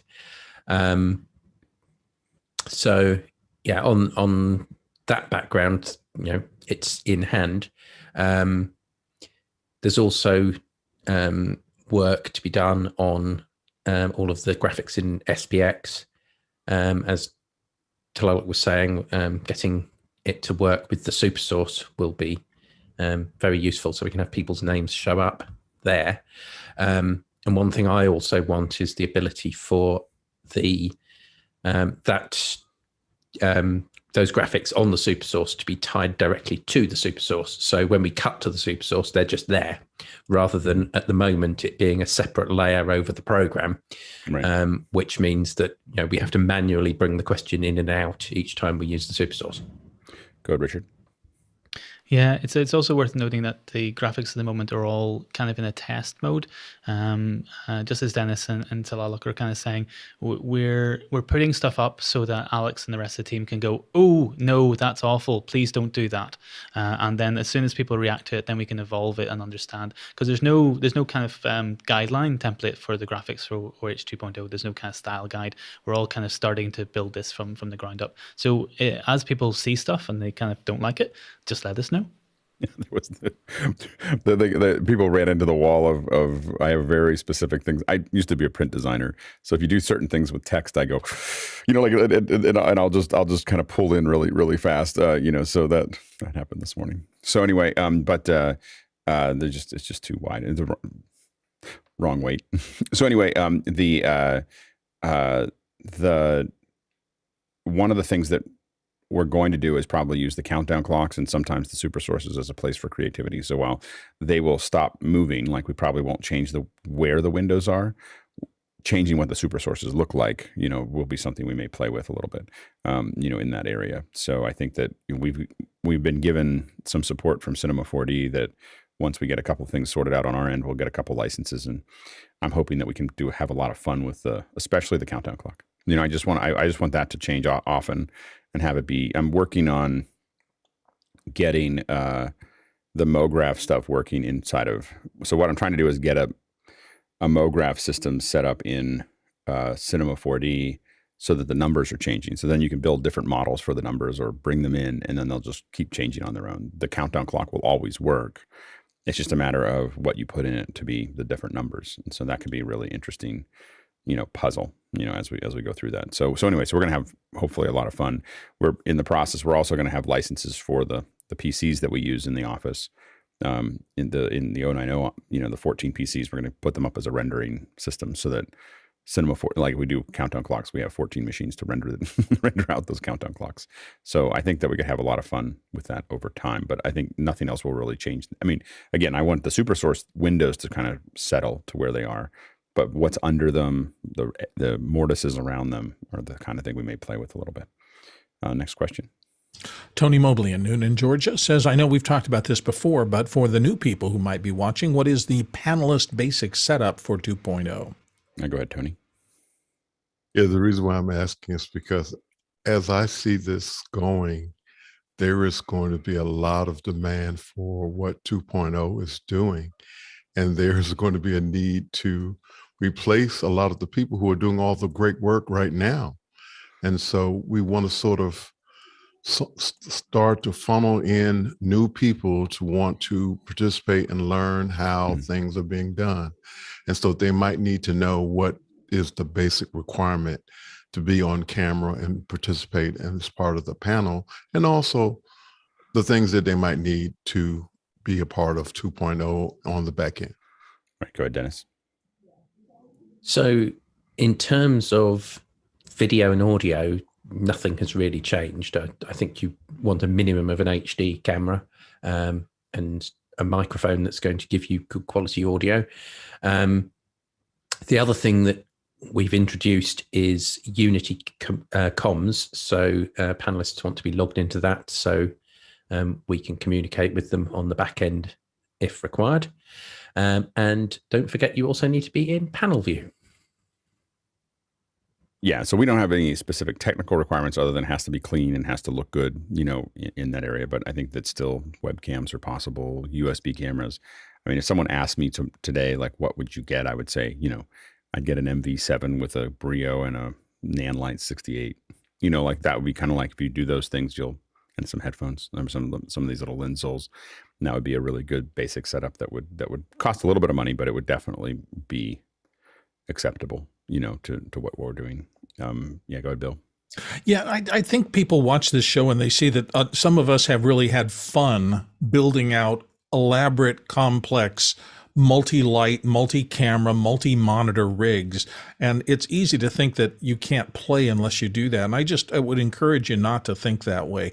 Most of us came in with much simpler systems. We just got fascinated with the process. And for many of us, we felt that what we were learning here in terms of upping our lighting or our audio or our presentation game was more important than being absolutely perfect. And I still want to make sure, Alex has high minimum standards and they make the show what it is, which is a better experience for the audience. But I still think that your knowledge and your ability to communicate these topics in a way that engages an audience is the number one thing that helps you get on the panel, not so much which of the 5 or 15 or 35 possible camera choices you make, all of which would be acceptable if you have something to say. Go ahead, Tony. Yeah, I just wanted to sort of kind of ring us in from the standpoint of, and maybe adding on to what Bill just said, in that there are still people who are very intimidated by what they see on office hours. And I wanted to sort of speak to what Alex said about the basic setup and the basic need, and that you don't have to be afraid to play. And so that was really more of the reason why I asked the question. Yeah, and the mic is the most important thing. Like it as we grow this year, more and more of our audience will be listening to what we're doing and not watching. So, I mean, I said this before, I think by the end of the year, it'll be 95% are listening, over it. So getting a good mic is important, and having a solid internet and Ethernet connection is important. And then the other stuff is all incremental, after that. I will say that if you have bad audio, you should probably work on that before you come on the panel. Like, I want to be clear, like that's not acceptable. Like, it's to have bad audio anymore, like in what we're doing. So it has to be a good mic, and you have to have some good, good audio to do that. It doesn't have to be a radio mic. It can be, a Yeti, or something like that. But you can't use, we're going to get to a point where we're not going to accept anybody on a built-in mic. Is not going to be okay, and so we will ratchet that up. I will say that I would get in earlier than later as far as practicing. I mean, you can get into after hours, you can do stuff over the weekends, get a sense of how it stacks up, and, get good at it. Being on the panel, being on the panel is pretty useful. Like, I know that people get into it, like they either are or aren't, or whatever, they've got what they need and everything else. But, it's how people know you in this community. Like, they'll know you to some degree in the after hours, but there's a lot of people out there in our larger community that don't come to after hours, that aren't those things, and how they know you. And, like for me, I continually am hiring people within this group. All of them are panelists. Like, just be clear, like, you don't really show up for me until you're a panelist, because I just don't know who you are, and so they're, like they're either current or former panelists, or the people that I'm always, that's how I see people. That's how I see them. And so I would definitely, it may be something that's hard to get into. I would highly recommend being on the panel, because when you know something, when you have something to share with other people, and you make that available to other people, you are, creating this use for them, and it brings you up for them, even, and especially when you do it when you don't have to. Like, when you're just doing it and they're not paying you for a class, you're just up there giving them advice. It helps build up that connection with them, that some of them, are going to end up, going places that it's useful for you to know them. It's useful for them to be part of your community. So just beyond the fun of just having the panel, I've realized that watching the panel go through, I'm just kind of going on, this is normally a Sunday conversation, but I've realized watching this, how many people can be fairly transactional about it. And those of us who do social media understand that there's just time you put in, it's a farming thing, and you keep watering it. And so being in the panel is kind of watering your connection with everybody, and it's different than being on after hours or in Discord. So I would highly recommend working towards being on the panel and contributing back to the community that way, fairly regularly. It makes it a better show, and without office hours, after hours won't last very long. So it's important. We've been a little low recently, and we can make it work. But I would highly recommend for people to jump into the panel, because it's a really important part of the community, and it really contributes a huge amount. It's the engine that runs everything else. So it really does make a difference to be on the panel, as opposed to being in after hours or Discord or something like that. And it's worth doing a little bit of extra work to look good and sound good, because it's really presenting you. And again, it's not something you're going to get today or tomorrow. Your participation makes a difference, will make a difference for you. I used to joke, people, I handed MacBreak off to Leo, and Leo's made a lot of money with MacBreak, selling ads on it. And everyone said, well, you really got the short end of that stick. And I was like, I make more than Leo on that show every year. like every single year, because I build connections with people all the time. I mean, all of the work that comes in is because I'm on that show, and that's why, and my goal with office hours was to provide that opportunity for a wider group of people, in our area to be able to brand themselves and build themselves up within the community. Go ahead, Courtney. Yeah, I agree. I think it'd be nice to get some more people on the panel, because a lot of our regular panelists that are super experts in cloud cutting and network operations and so on are now operating Office Hours 2.0 on the back end, so they can't really participate easily on the panel. So we have had some attrition to Office Hours 2.0 staff, behind the scenes. So it'd be nice to bring some more experts in to be on. And I'm not too worried about it. I guess what I'd say is that it's an opportunity to build up into the system right now. When we turn the PR tool up, we'll have plenty of panelists. like that. I'm not, I'm fine. I look at what we're doing right now as a transition, and we're figuring all this stuff out when we start turning up the PR. But the thing is that for folks who have thought about being on the panel, it will get increasingly hard. Right now, what I'm trying to say is that for you as the viewer, if you're viewing and you think you have something to contribute, now is the time to get into the system, not later, because getting into the system later it's going to get a lot harder, and then all the requirements will start to stack up, but the people who are going to be regularly invited onto the panel, we're going to people who are regularly coming, so that's the only reason I say that is it's an opportunity for everybody. I think we're fine with where we're at as far as that goes, but I would take advantage of the opportunity while it still exists. Next question.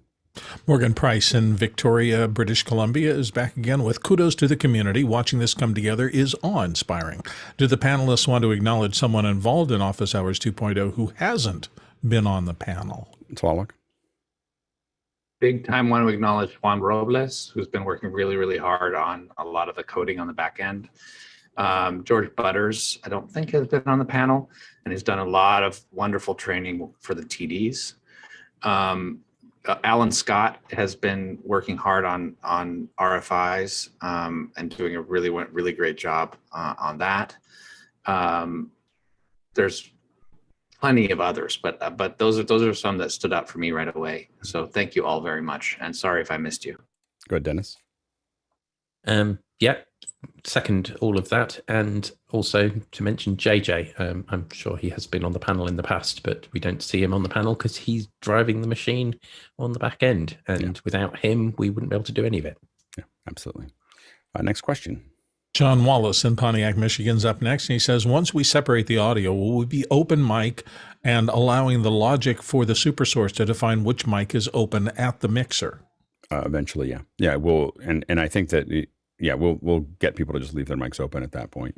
It'll be a lot easier for us to control it. Now, we may do that in the mixer, or we may do that in a place where we actually have ZoomOSC, just mute things and unmute them based on, what needs to be available. But yeah, eventually we'll have the panelists not turn their mics on and off. And this little process that we have right now will be, of course, we just have to make sure panelists are aware that they're an automated flow now. Go ahead, John. Yeah, does that mean we should start introducing gates to remove that breath noise so we're not distracting other panelists if our mics are open? Well, no. What I'm saying is everyone will hear it differently. It will. The panelists won't hear that. We'll work on being able to make sure that they're hearing just what they need to hear. Sweet. Next question.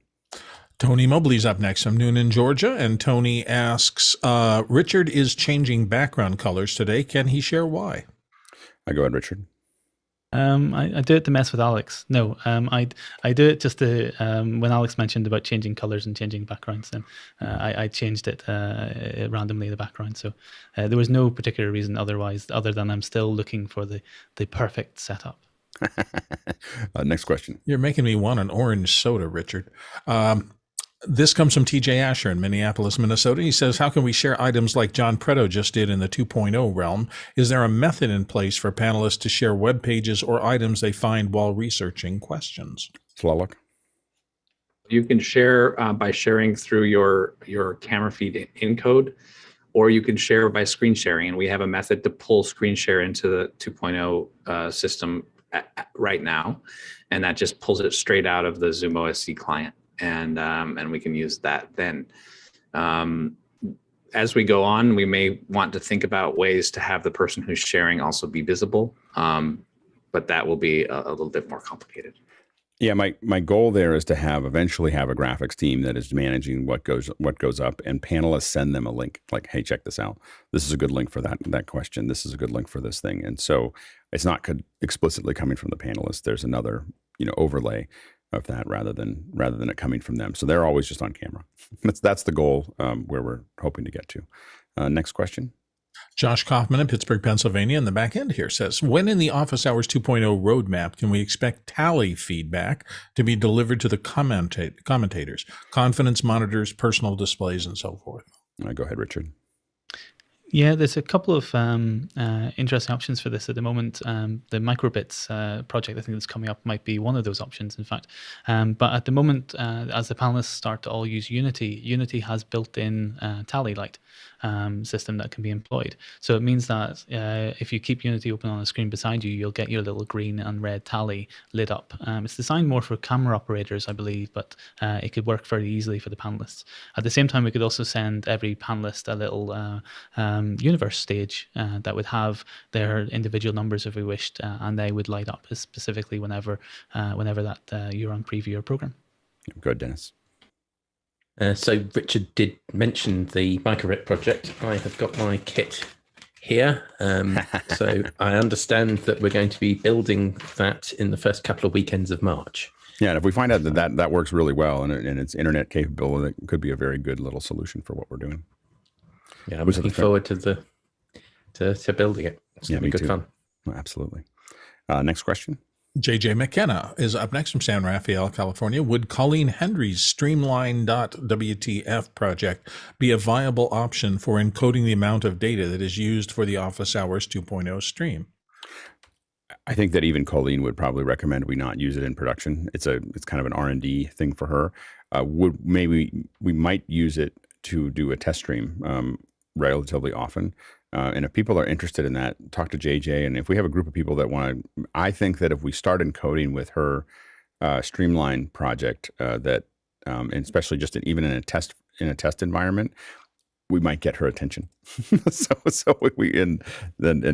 can tell you from experience that getting her attention is very useful. You learn a lot really fast, and sometimes painfully. Go ahead, Richard. Yeah, it was requested as a second hour a little while back, so maybe I'll pop it back in as a request. We have to do a special. We have to do a special. Colleen's not really a strong morning person, so I think what the reason she came in once to talk to us was because it was in the evening, and so I think that we'll have to find a special time to do meetings with Colleen. I think it'll probably be an after hours thing. We'll let people know when it is, but it'll probably be an after hours thing with her, so she can so we can set it up in an evening or an afternoon. Next question. Somebody work on a graphic for after hours special. Yeah, exactly. The panel mentions Unity comms for panelists. This comes from Kenny Hampton in Greenville, Illinois. What does that involve, and what are the costs of entry to a Unity system? Go ahead, Richard. Yeah, so we've deployed Unity for Accidental for our work, and it's relatively cheap to enter, but it starts to build up cost as you build, especially as you add numbers and numbers of users. So for the panel, to answer the question directly, all you need is the Unity client, and then there's a little bit of time to set it up and configure. Some of that especially is so that you can understand its ducking, its microphone access, and things like that. But generally for panelists as well, you're only listening, you're not talking on comms. So it's only for us to, in the back end, to be able to contact you directly if there's a problem, or if you're syncing low in your frame and we really want you to go up higher, little things like that. So it's really easy to set up. It works on pretty much on phones, on Mac, on PC. So it works on many different options. So it's very, very versatile. I think there's a cloud option for about $100 to $200 every quarter, and there's an actual the server option, which is around about £400 to £500 to, I think, kick off with a number of features. And then every time you add 5 users, it costs a couple £100 to keep upgrading. To go to the full system that our lovely colleague Jim Hankins has, it's I think several $1,000s. And the several $1,000s, is that per year, or is that per? Do we know what that number is? I think that's one-off. A one-off, okay. Yeah, and then it gives you all the bells and whistles. So every different option that you can get for Unity, everything from the tally that I mentioned earlier on, to different audio feeds so different people can get different program feeds and so forth. Mm-hmm. So I think it is a little bit more than a couple of thousand, but it is relatively reachable. Yeah, very good.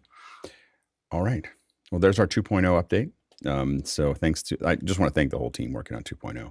It's just an amazing amount of work, and it looks really good, and it's getting, it's really coming together, and every day I feel like it's getting better. And, so I'm really excited. And I think that, again, the next couple months we'll be kind of wringing out the little bits and pieces and tightening screws and making it work. And then at some point we're going to start, first we'll kind of expand our social footprint as far as where it's going, and then we'll keep on expanding it. And so, I'm really excited about it. And I think that it can make a huge difference for a lot of people. I think that we're hopefully it's not just that we're doing something that looks cool. It's something that I think other people will take and use parts of it in their own communities and in their own the things that they're passionate about. And so I think we're kind of really in the forest cutting trees down, and everyone else. So at some point it'll be all paved, for that process. So yeah, Bill, you were gonna say something. Yeah, I was just wondering if there's any specific times over this weekend, since the migration is taking place, that it'd be good to show up in after hours to see what's going on and how the migration to 2.0 is happening, and make sure we're not too caught off guard. The migration is going to happen on Monday. It's going to be a hard landing. We're just going to land. Like, that's why Monday is Office Hours 2.0. Again, here's the funny thing is, these are often the most popular shows that we do. That's the thing that I learned is that when we say, hey, we're going to do a 2.0, like regearing of things, everyone wants to show up and watch the wreck. So anyway, we're not going to, I used to think that I had to figure out how to land perfectly. And I realized that people actually like watching all the parts of the car flying everywhere and everything else. And so Monday's just going to be a wonderful mess. Do we look for a different link, or is it the same link we use every morning to come in? It'll be the same link, and in the panel we may manage how we're going to get people in. There may be this. There's another problem that came up in my head, which was that that office hours, and I had a way to fix it just a second ago, and I just broke it. But anyway, that office hours and after hours are in the same account, so I have to get that figured out to run both of them at the same time. So I think I just have to make a request for that, but we'll see how that goes.